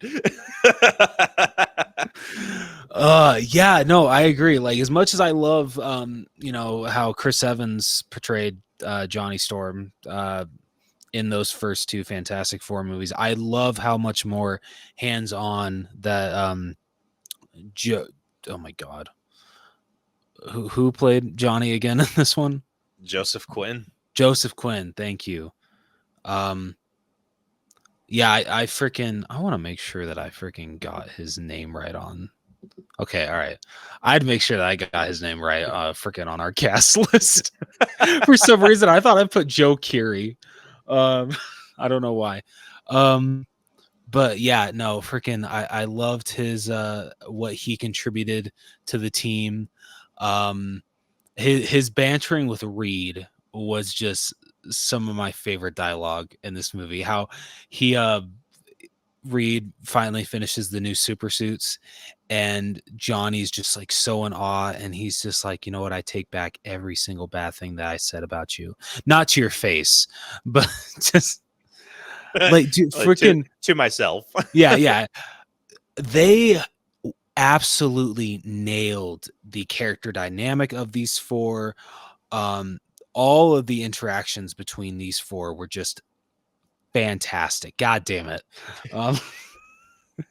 It was just so good. Like the only one that I can think that like it was like brief, but like you could still see that there was a strong connection between them, I would say would be Reed and Ben. Yeah, they didn't jump on that nearly as much as I felt like they should have. That's fair, but like I feel like we still got a good grasp of like how, like close they were. But yeah, just to like oh my god, I just can't say good enough about the writing between these four. Like they made these four, like in the original not the original, the 05 and 07. Like, yeah, they definitely feel like a team. They really do. In this one, I love that they truly felt like a family. Like, they were a family first and a team second. And the fact that this is Marvel's first family, that just put a huge smile on my face. Like, knocked it out of the park when it comes to the writing for these four. Just remarkable. Yeah. It was a very big separation between the previous iteration of Human Torch, where he was just kind of a hot shot. Like, I think all he was contributing was piloting, which Yeah. you already had Ben for. So it made sense that he was more he was trained in I don't know if he specialized in language or anything like that. I mean, he was able to create an algorithm without I think that just showed how smart he was. Where Reed is very mathematically inclined and is able to process most things, Johnny's still able to do it with some effort to create an algorithm that translates alien language. Yeah. So I thought that was a very good use of his character. And then Sue, kind of the same deal. She was able to properly there was a lot of scientific knowledge between the four of them that felt because it makes sense why he chose the team that he did. He explained why he's oh, I chose my wife because of this, I chose Ben because of this, and I'm just lucky that they all happen to be my family. Yeah. And I'm that's perfect. That's a really good explanation versus where Sue in the first was just was Victor Von Doom's assistant. But it was really only Reed and Ben that made sense for them to go up. It made sense that that Reed was there. It made sense that Ben was there, and same thing with Victor, because Victor was was funding the whole thing. Yeah. And then Sue was just more or less a glorified assistant, so it's didn't quite make sense with her. And then Johnny was just co-pilot. Yep. It was just and hot shot co-pilot, and he was no scientific inclination whatsoever. Yeah. But I love that that's what they included in this. So it really well done. Really liked Reed's dialogue. I loved when he was talking to Franklin and he's just listen, if you're a cosmic god, now would be the time to tell me. Oh, dude, I freaking love that scene. Especially the line where he's just I don't know who you are, and I'm gonna wait for you to tell me who you are. Loved that. Yeah. Brother. Dude, I told Brielle when I got home, I was just they very obviously altered that baby's eyes to look as blue as they did. I'm God damn it, we should have sent Levi. Are you kidding me? That would have been sick. Oh, that would be so cool. I Freaking Levi playing Franklin Richards. Oh, that would have been awesome. Oh my gosh, dude. Especially with his eyes.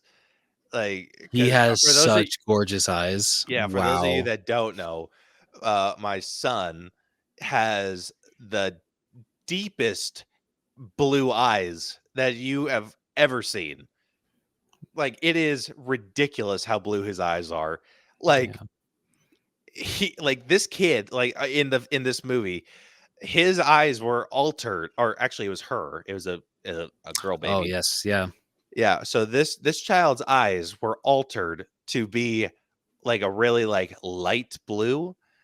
They could have done that with my son, no problem whatsoever, and had very little color correction to do. I was damn, need to be better at signing that kid up for shit. Oh. And man, like the kid's freaking quick as a whip. Like he could figure, like if you wanted him to do like tricks or whatnot, he could freaking do them. Hell yeah.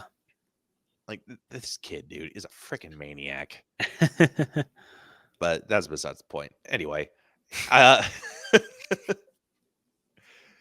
I think the movie was really well written. Ooh. I The liked. oh, sorry. No, I was just saying. I really liked the way that Silver Surfer. Like I love the dialogue that she had. Oh yeah, so good. Yeah, where she was like, it was a blessing of her people to like die with your own. Like I love that. Like just Yeah, that the way that was she talked so was like, interesting.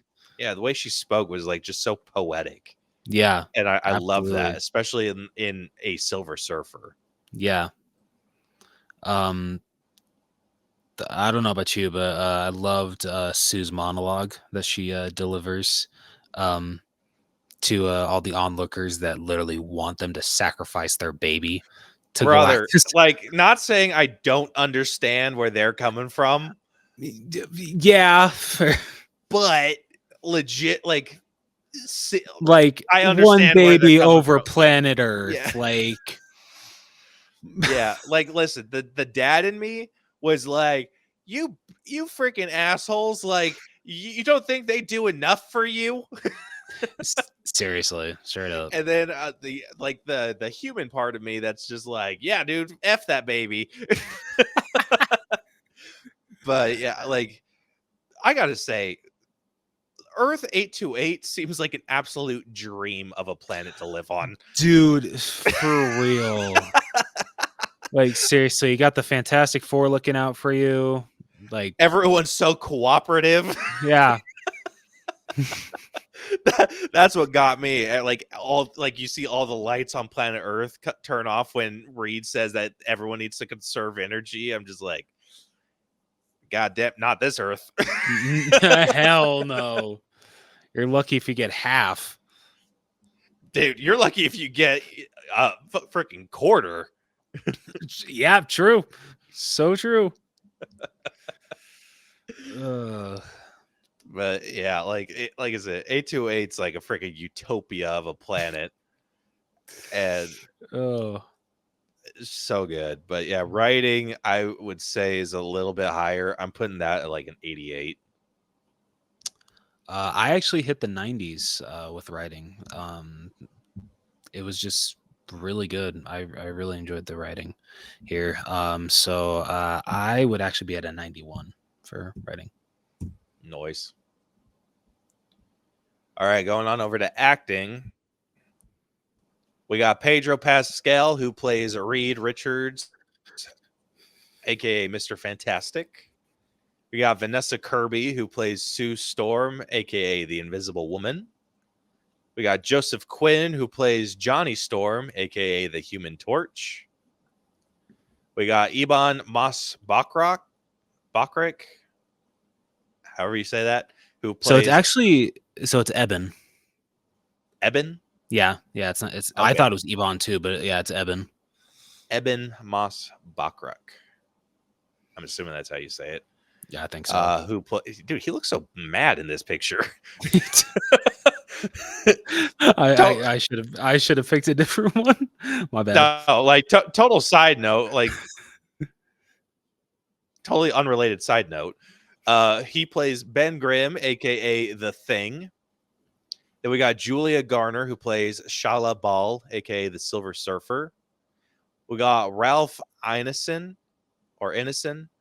I'll say Ineson, who plays Galactus. Then we got Paul Walter Hauser, who plays Harvey Elder, aka Mole Man. All right, what's your top four looking, or top three looking like? No, this is Fantastic Four. We'll do top four. Hell yeah.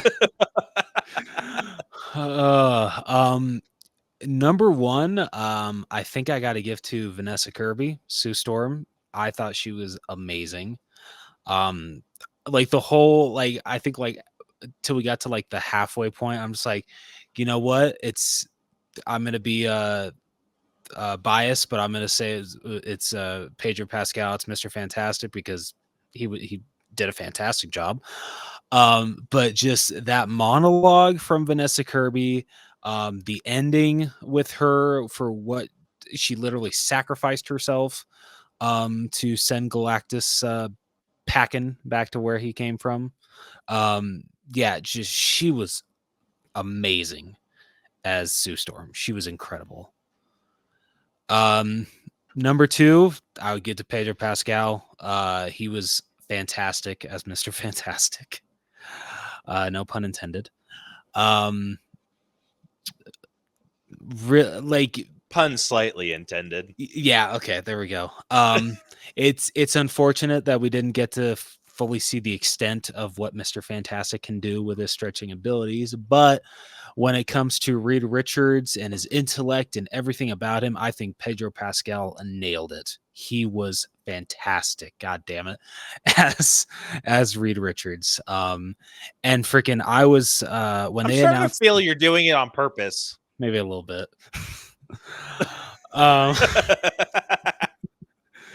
When they first announced this this cast, everyone was like so they were bashing that Pedro Pascal was cast as Reed Richards. I was on his side from day one. I thought it was good casting, and he proved me right.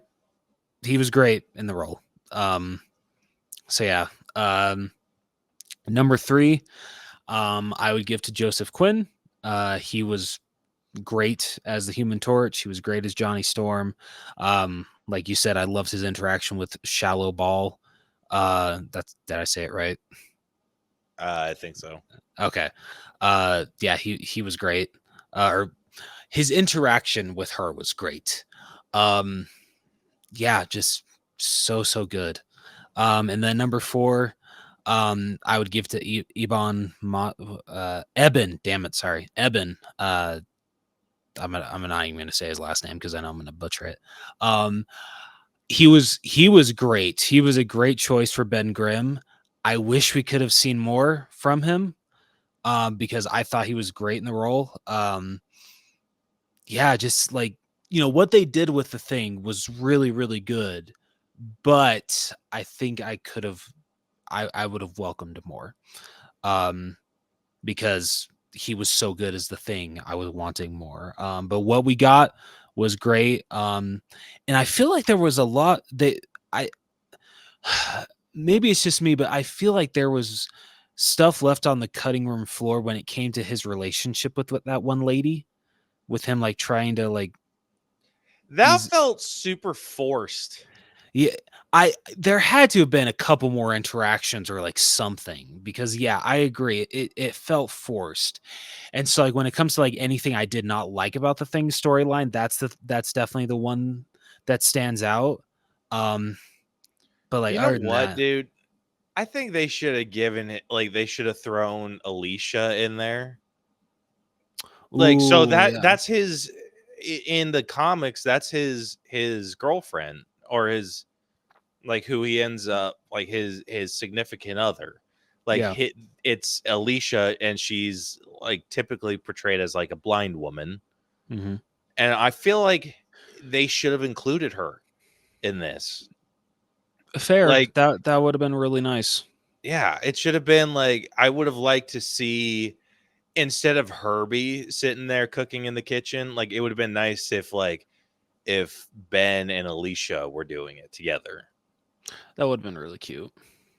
Yeah, and then then it just kind of shows that Johnny's like just shows off that Johnny's like the bachelor of the group. Yeah. Because they put a lot I think you even hear Sue say and ladies, he's single. Yeah. I'm like, all right, so you're gonna give Johnny a big old shout out that he's single, but you're not gonna give old Ben some. Yeah, what the hell, Sue? Yeah, that's where I was kind of expecting. I'm like, oh, is he gonna meet Alicia, or is Alicia gonna be that I was hoping for Alicia. Yeah. No, that's fair. Yeah, but yeah, my top 4 actually looks a little bit different. Okay. My number 1 is same as you. I'm giving it to Vanessa Kirby. Okay. My number 2 is actually going to go to Joseph Quinn. Okay, fair. Then my number 3 is probably going to go to, oh shit, what was her name? Julia Gardner. Okay.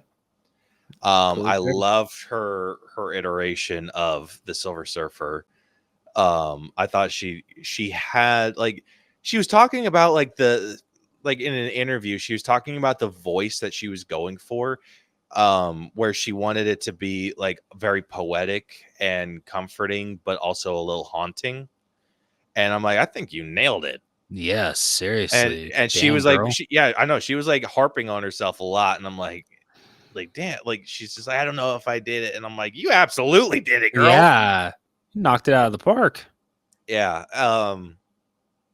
Yeah, so I'm giving her my number 3. And then my number 4, I'm probably going to give to Ralph Ineson, who played Galactus. Wow, kicking out. Wow, only 2 of the 4. I know, 2 Made of the your 4. 4. But Damn. and if I had, like, if we were going down further, my number 5 would be Eben. And then my 6 would be Pedro. Damn. I liked Pedro a lot, but I felt like he very much got outshone. Yeah, no, that's fair. Like, I didn't feel it, but I get where you're coming from. Yeah, it's just, Galactus was so freaking cool, dude. Like, anytime he talked, that man, freaking Ralph Ineson, his voice is something else. I would put him on the same level of James Spader when it comes to 100%. how intimidating their voices are. 100%, dude. Holy crap. Like, when he started talking, I'm just like, I thought they were going to do a little bit more alteration to his voice. I don't think they did shit to his voice. Yeah, other I'm than sure they did. Give it some, like, reverb. Yeah. But damn, like, his voice is so crazy. But yeah, loved him as Galactus. But yeah, the storms are the ones that took this movie for me. Completely fair. All right, where are you sitting with your acting score?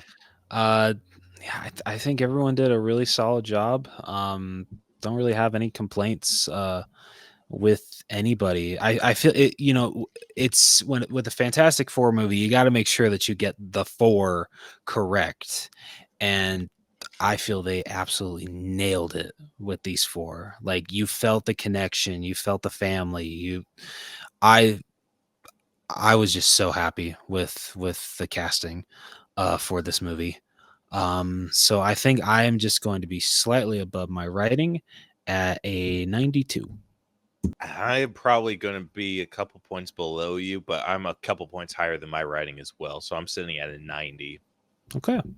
Dude, that video that you sent me of their interview where Joseph's making faces at Eben is freaking hilarious. Right. I love that, like, when I almost said Reed, when Pedro kind of looks over and sees him and just kind of cracks a grin, and then while Vanessa's having, like, or trying to answer a really, like, good question, and then she, like, starts scolding them, and then Pedro's just sitting there, like, kind of, like, laughing. I'm like, oh, mom and dad are mad.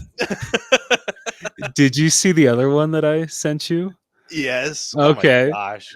Yeah, dude, Eben, I wish he could showcase that humor more in the movie, because oh my god, when they're just like Joseph Quinn was just like, yeah, like freaking, like, on the thigh would be like the worst spot, and he's like, yeah, like if you had it like on both thighs, and I forget what the interviewer says, and Eben's just like, yeah, you want to see? I was like, oh my god. Dude, you want to talk about an underrated actor? Like, Eben is a crazy underrated. Oh yeah, 100%. Have you watched The Bear? I've seen some stuff with him in it, and yeah, freaking amazing. Yeah, next level. All right, moving on over to character development. Very character driven story. Yes, and I loved it for that. Oh yeah. Especially with this being the like the Fantastic Four's first introduction into the MCU. Um, I love that. I feel for the most part, all four of them got a moment to shine. Like you pointed out, some more than others. Some were overshone by another. But I feel for the most part, all four of them got a really good chance to showcase their character, why they're there, and why they deserve to be a part of the Fantastic Four, I guess. Yeah. I think the main focus through this was the relationship between Reed and Sue.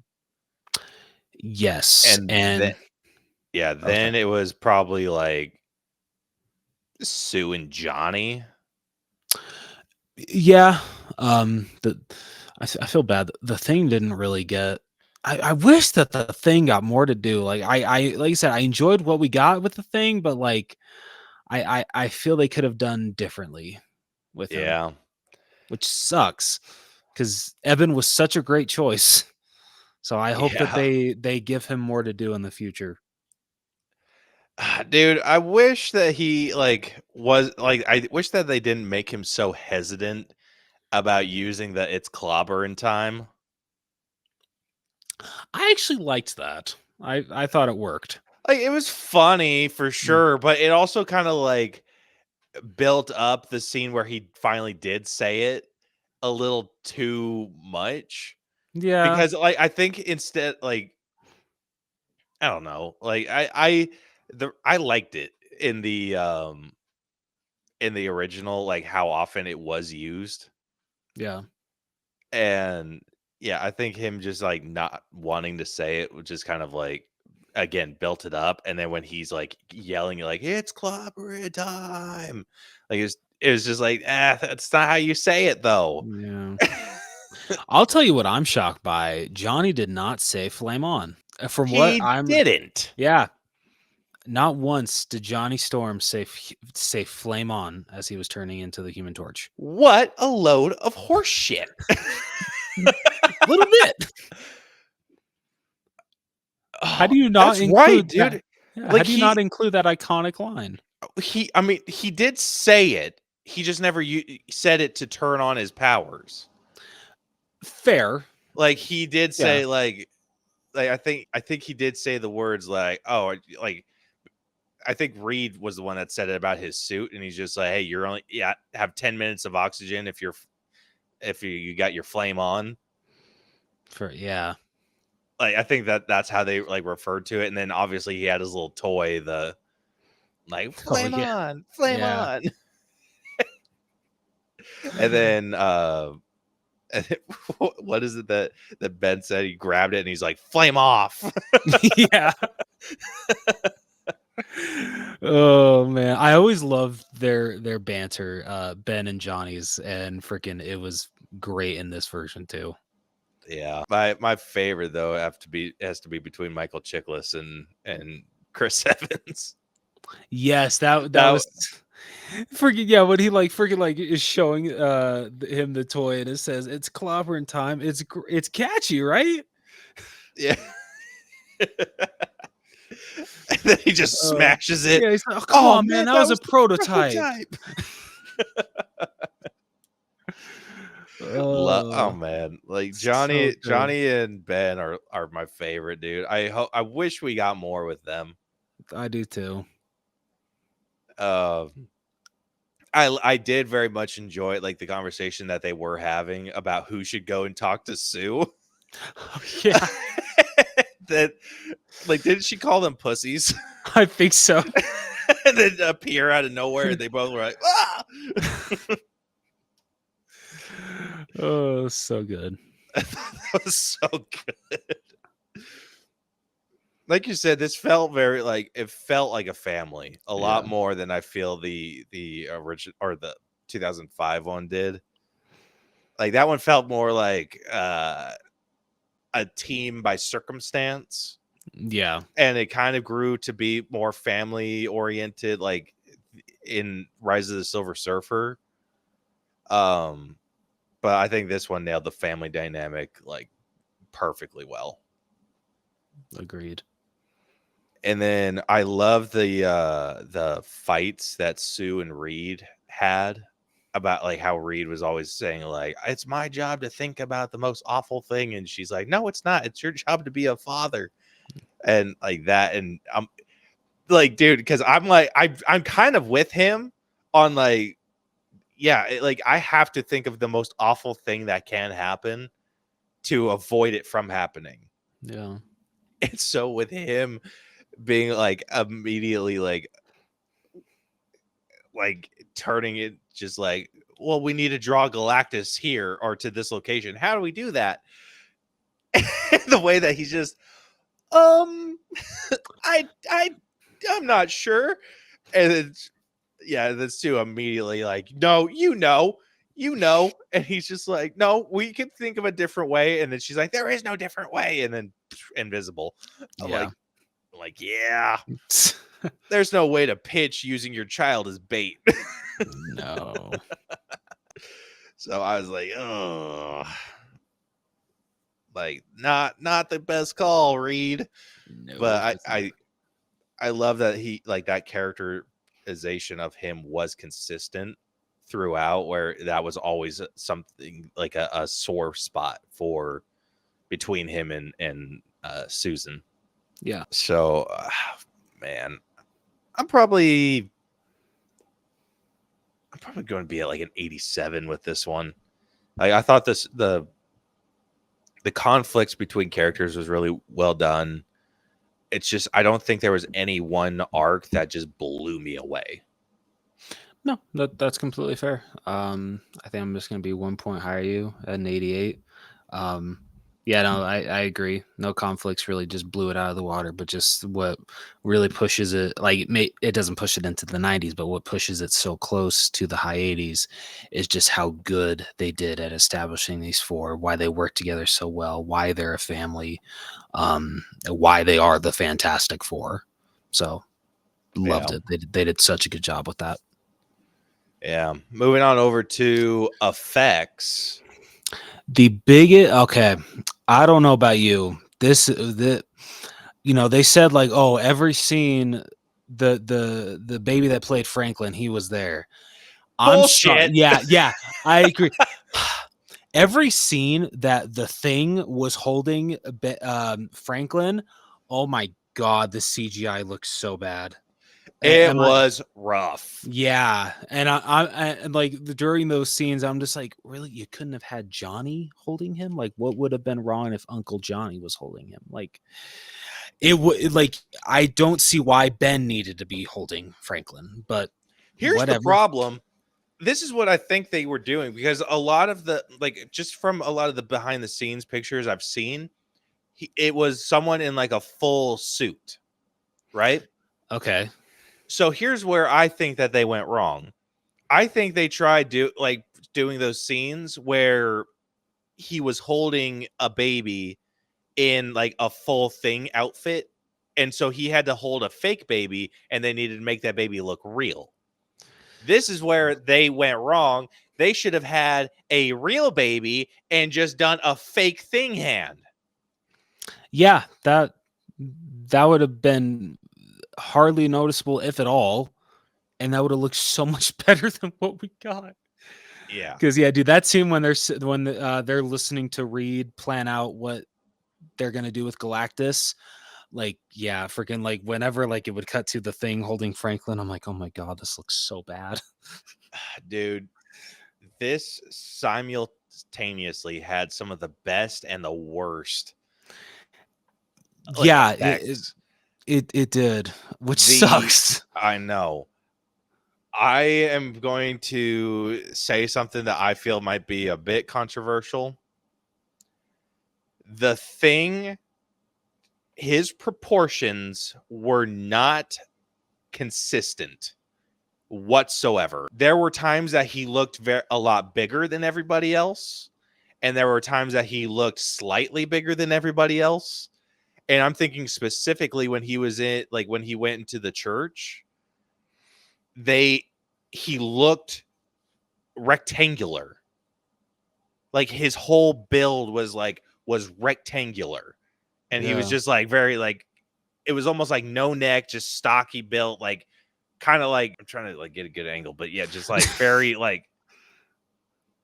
very stocky, and he was almost hunched over, no neck. And I think if they would have given him some a little bit, obviously you can keep the broad shoulders, but give him a bit of a neck and just have him be a little bit taller than everybody else. He's supposed to be close to the size of the Hulk. Yeah. And he was significantly smaller than the Hulk.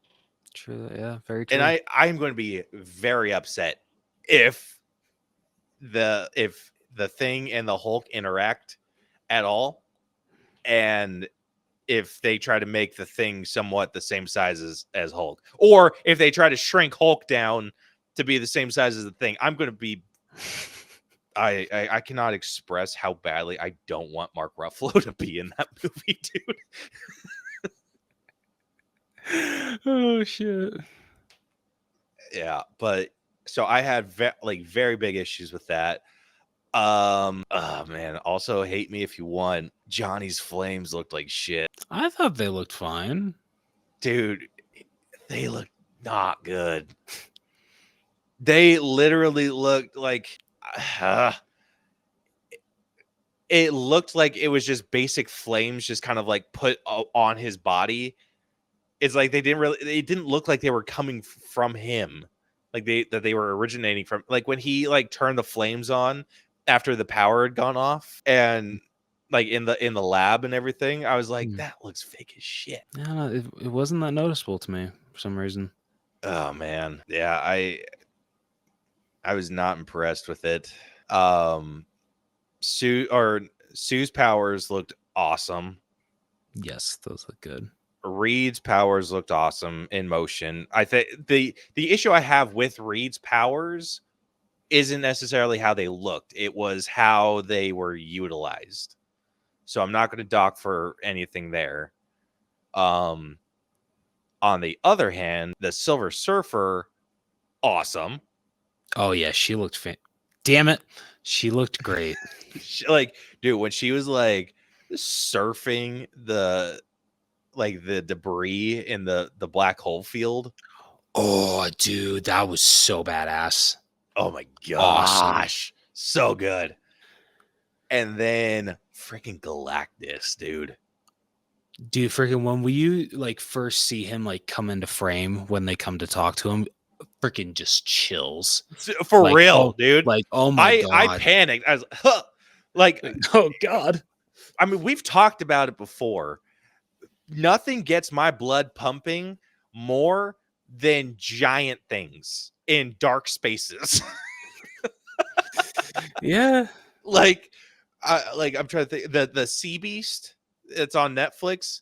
They have a scene like that where someone lands in the water, and so he dives in the water to save this little kid.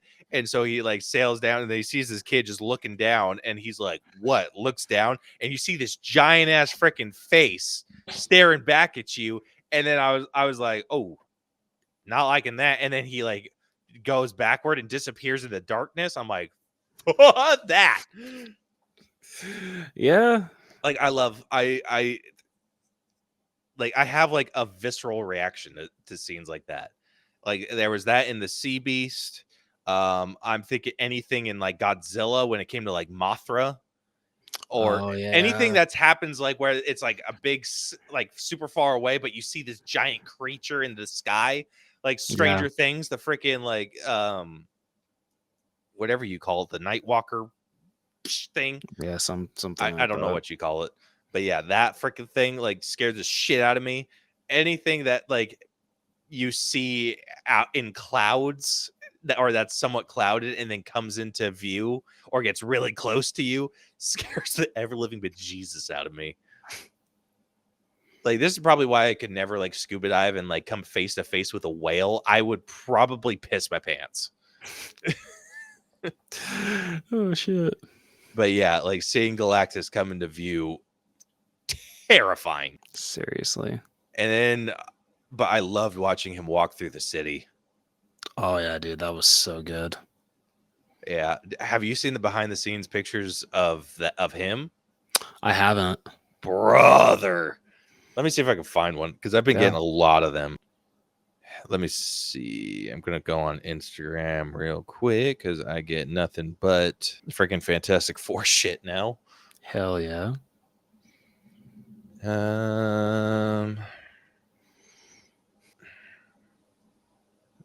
Really? This is going to be the time that you're freaking like not showing me what I want to see?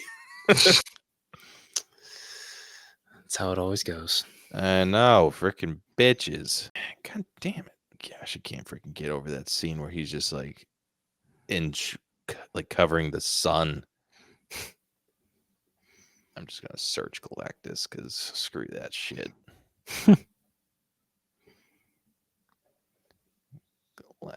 Galactus. All right, let's see here. Dude, have you seen that cosplayer that built the giant Galactus? Holy balls. Dude, that looks so awesome. So this isn't it, but this is like a picture of the suit that the guy wore. Like this is like the suit.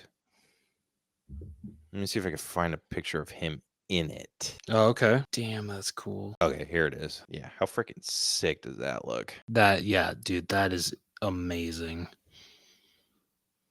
That is the craziest shit, dude. Gosh, I can't get over that view of him just like sitting in his throne.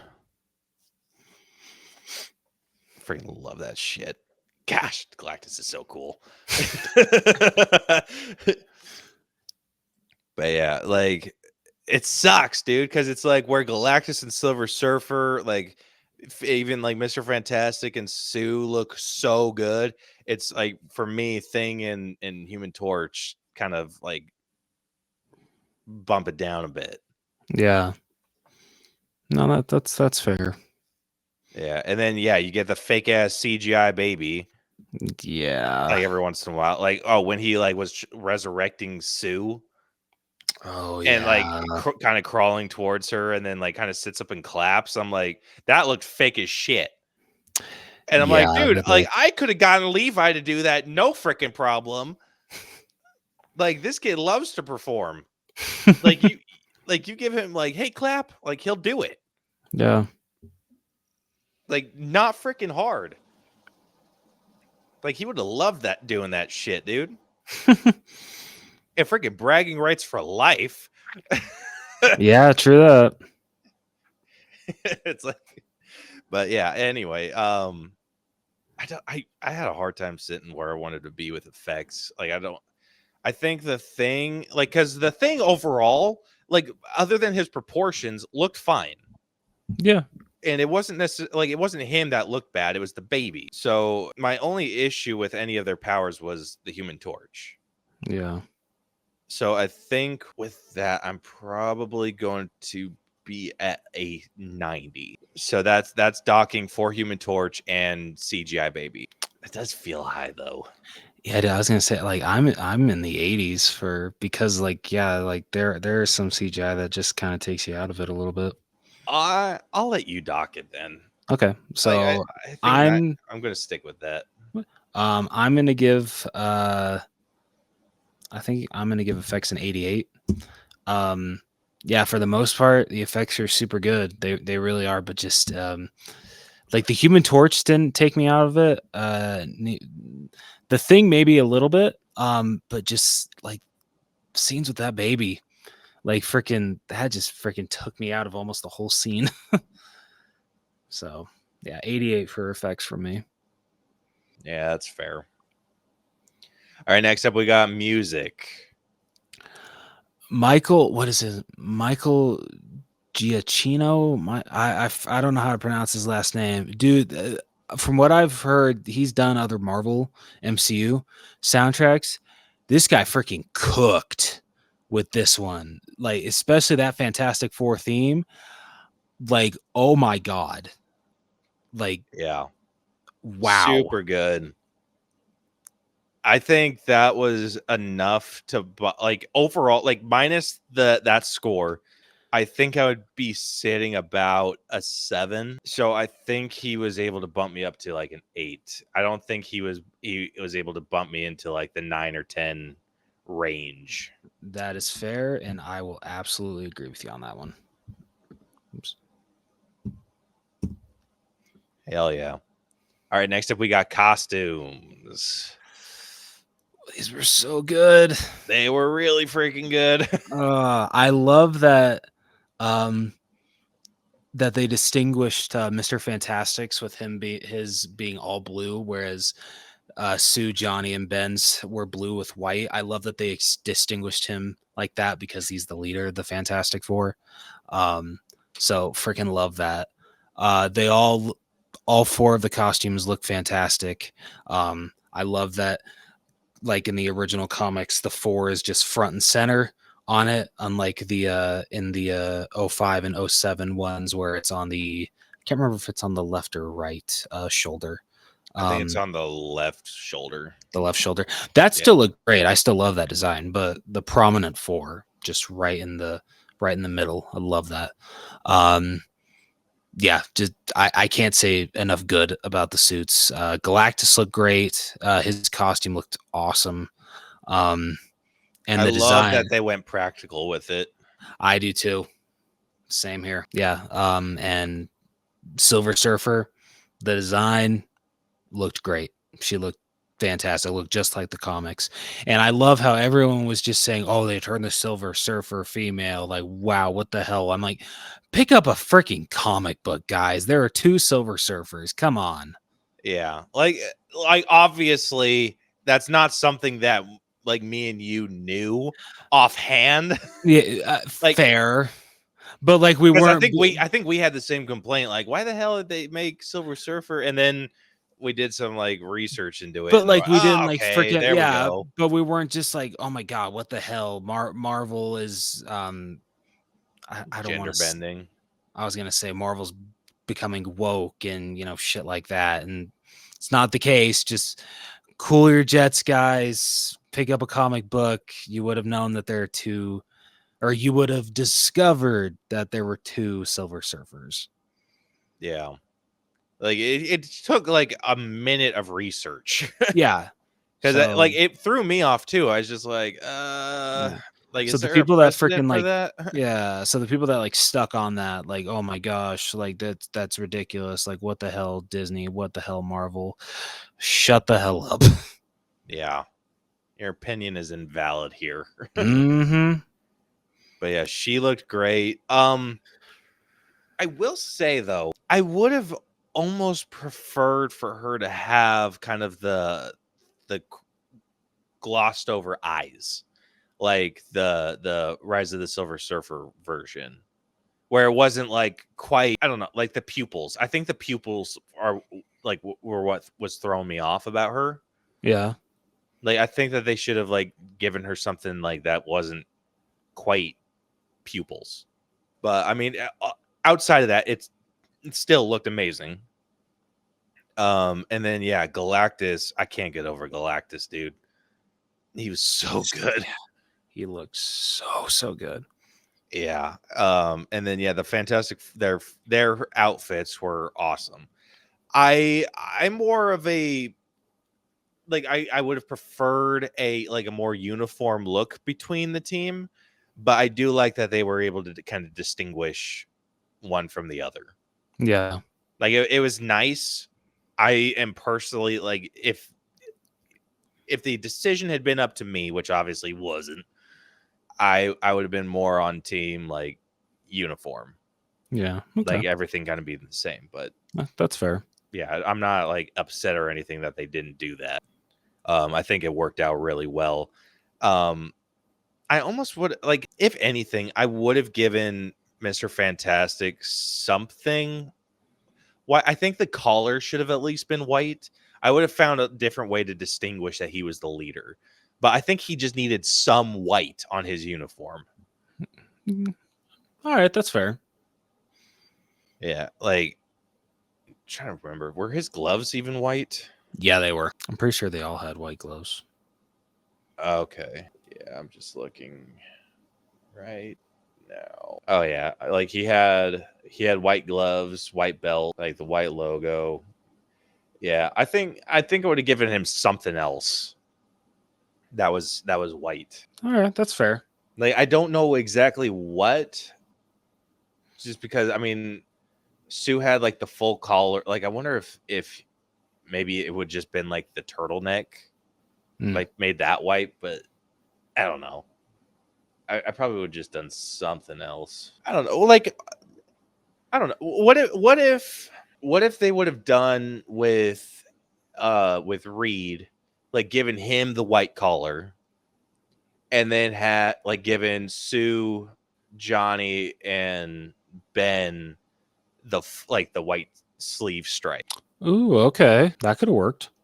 Yeah, that way, like he does, like he still feels a little bit like distinguished from the group as leader, but it just like that. What still, it's just like when they're all together. I think just the lack of collar throws off the overall vibe. Yeah, no, that's fair. But I'm looking like at the group. The yeah, I probably would have just made it so it's like full sleeve, where where's Johnny's, his kind of goes almost all the way down to the glove. Yeah. Then Ben's kind of goes to the elbow. So maybe like Sue's would have kind of started to go like maybe mid bicep, and then given Reed like full collar. Because I think just it just messes with the uniformity. Yeah, no, Like I think that's fair. I think there's another way to distinguish. Like it's just that one thing, which I'm not going to dock for. It's a super stupid like gripe, but this is honestly probably a 10 out of 10. I can totally give you that. All right, last up we got personal score. Who do you want to go first? That's up to you. I want to hear yours first, if you're cool with that. Yeah. Okay. This is, in terms of superhero films this year, I personally believe that DC wiped the floor with Marvel. I think Superman was an amazing film. I think Thunderbolts came in at a pretty close second. And I think this came in as a very obvious third. And then the fourth I would give to Brave New World. But this was a really good Fantastic Four film. Like definitely one of the better. I believe that this is on par with Rise of the Silver Surfer, because out of the original two, that is my favorite. I very much enjoyed this film. I thought it was amazing. Like I said, I felt like the first half, even like I said, the first 3/4 of this film did amazingly at what they were trying to do. They just dropped the ball at the last quarter, and I think it just kind of soured my feelings towards the movie. So I had like no issues up to the point where Silver Surfer flies away from Johnny after like hearing all those recordings of distress signals and from transmissions.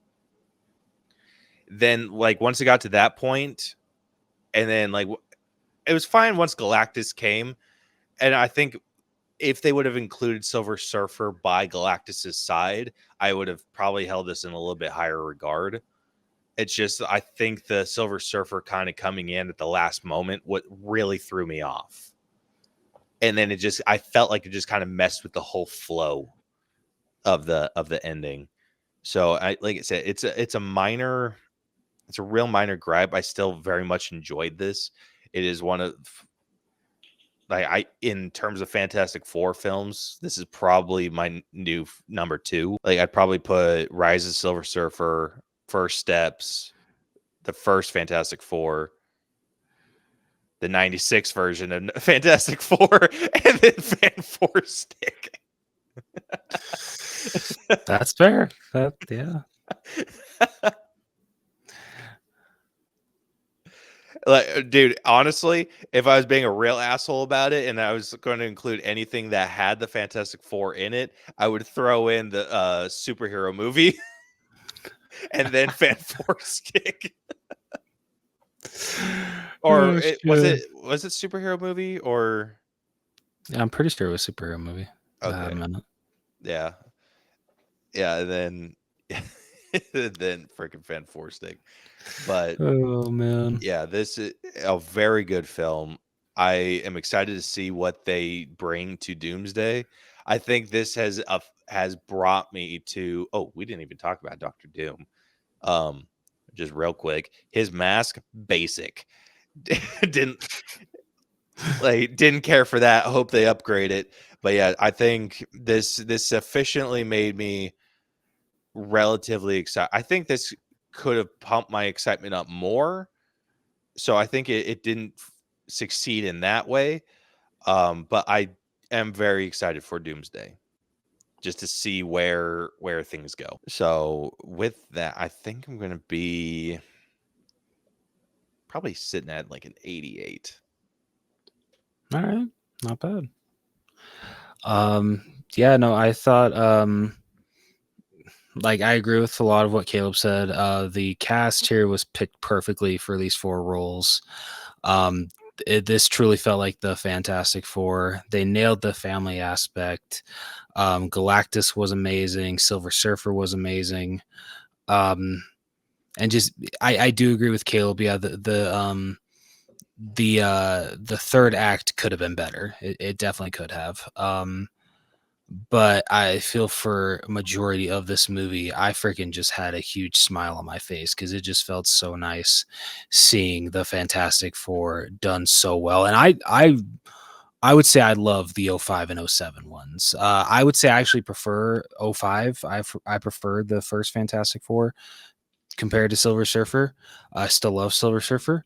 And so for how much I love those movies, seeing these 4 told even better, that just made my inner child smile. It just made it so happy.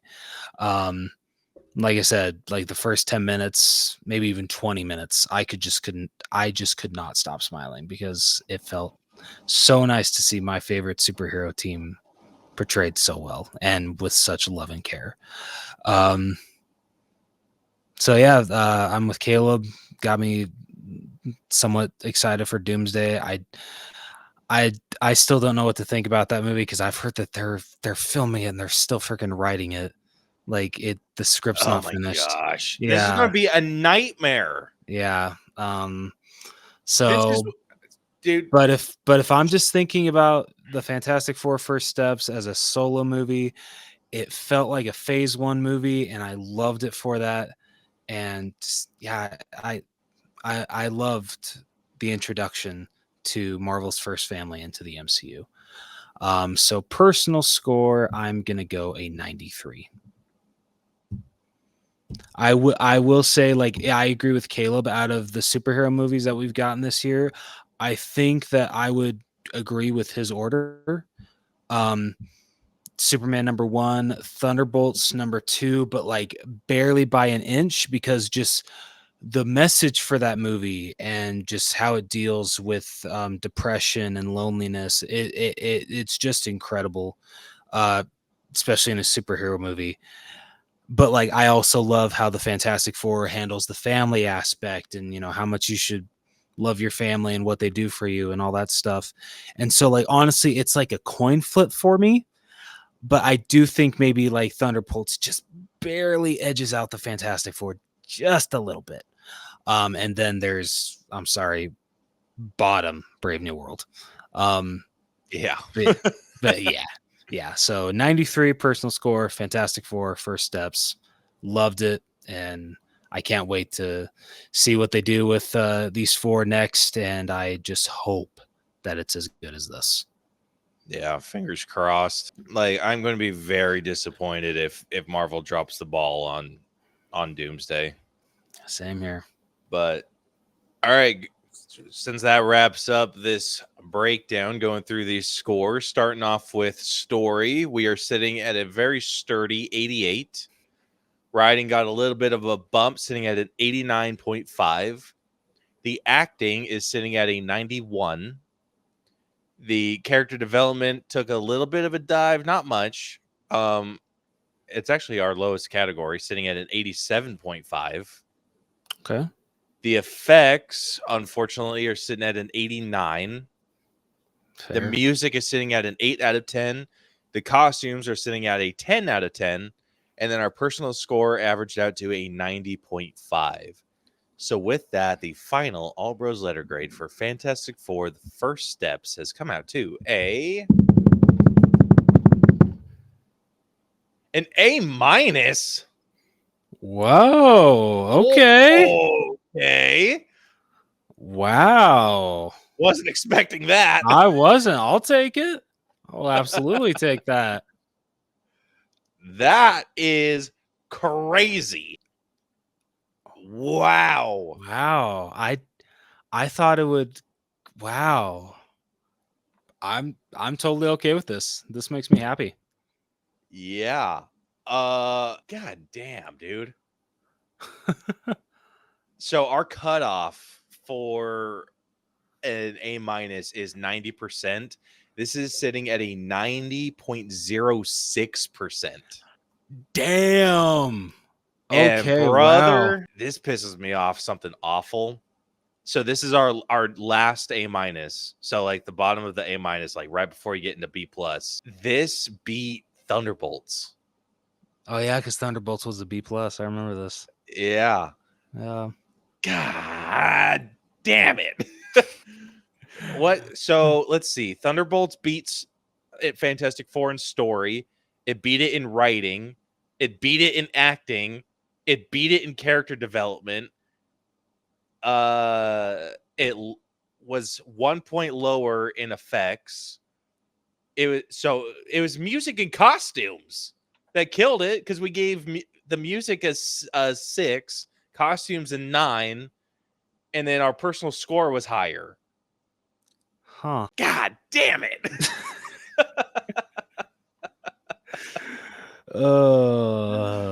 I'm sorry, man. Damn. I am genuinely curious what would have happened had I gone with a 7 for the music. Oh damn. It would have bumped it down a lot Like how much? to an 89.43. So hold on, let me pull up a calculator. So 90.06 minus 89.43. So it over 0.5%. Damn. Shit. I'm not going to change it. I feel like that'd just be a dick move. But that is crazy. Yeah, that's insane. Yeah, it was the music. That's what threw it over the top was the music. Wow. Okay. Wow. Shit. Listen, I mean, it's not bad. It's like it's not a horror. Like let's see what the difference is. 90.06 minus 89.13%. Like that's the difference between. They're basically the same movie. Yeah. Okay. That makes me feel better. Yeah. All right. So Fantastic Four: The First Steps is sitting at a 90.06%. So barely scraping the A minus barrel because we cut it off at 90.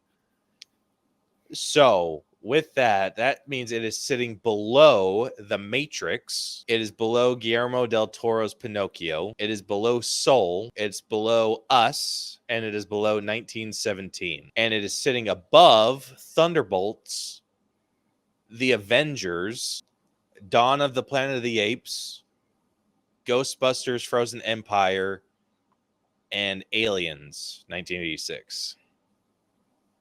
Okay. Wow. Yeah. So let's see where it sits in terms of Marvel. All right. So it is now the new ranking is now Spider-Man No Way. So this is top to bottom. So Spider-Man No Way Home, Guardians 3, Deadpool and Wolverine, Avengers Endgame, Infinity War, Wakanda Forever, Eternals, Guardians Volume 2, Shang-Chi, Multiverse of Madness, then First Steps, then Thunderbolts, then Avengers, Black Widow, Far From Home, Black Panther. Oh, actually, Avengers, Black Widow, Black Panther, Far From Home, Captain Marvel, Homecoming, Age of Ultron, Ragnarok, Quantumania, Marvels, Love and Thunder, Brave New World, Ant-Man and the Wasp. Okay. Wow. So, I mean, it has a decent home. Like, I think like it. Yeah, I dig it too. Like, as much as I do prefer Thunderbolts, I do understand why this movie scored higher. Yeah. And I am personally upset by it, but I am not, but that's just me. Like I said, it's a coin flip between Thunderbolts and Fantastic Four, so I'm happy with either being on top. So yeah. Dude, funny enough, you actually scored Thunderbolts higher than you did. Yeah. On your personal. You gave Thunderbolts a 94, you gave Fantastic Four a 93. Yeah. Like you said, and honestly, it was the same with me. I gave Thunderbolts I gave Thunderbolts a 92 and then this one an 88. Yeah. I said it was close, and I might have enjoyed Thunderbolts slightly more, but I am perfectly fine with Fantastic Four being just slightly higher. Yeah. So I'm cool with it. Yeah, same here. All right. Well, unless you got anything else you want to say about Fantastic Four First Steps. That is a negative. All right. Well, if you guys liked this episode and want to check out more of our stuff, you can follow and subscribe to us wherever you listen to podcasts. We are damn near everywhere. You can check out our social media. We are at the Allbros, Facebook, Twitter, X, Instagram, TikTok. Just search at the Allbros. You'll be able to find us. If you want to email us, you can do so. theallbroschannel@gmail.com. If you want to check out our merch store, you can do so. tpublic.com/theallbros. You can find some cool shit over there. We have a website, but I think it's under commission right now, or I updated it. So what happened So what happened was the feed link got changed or was outdated, so that's why I wasn't updating. So I just went in and adjusted it and it was fine. Hell yeah. Okay. Well, I'm thinking of doing a full redesign because Wix added a lot of really cool features. Oh, okay, cool. So I'm thinking of doing a complete overhaul. So we'll see how that goes. Hell yeah. Well, if you want to check that out, you can do so. tinyurl.com/user/the Allbros channel. Or is it just the Allbros? Just the Allbros. The Allbros, my bad. Next week, we'll be breaking down a movie I'm so excited for Caleb to see because it is so damn good. We'll be breaking down Sinners. Hell yeah. So freaking excited for that. But until then, this has been the All Bros Podcast. I'm Jonathan. I'm Caleb. And we will catch you guys next week. See ya. Deuces.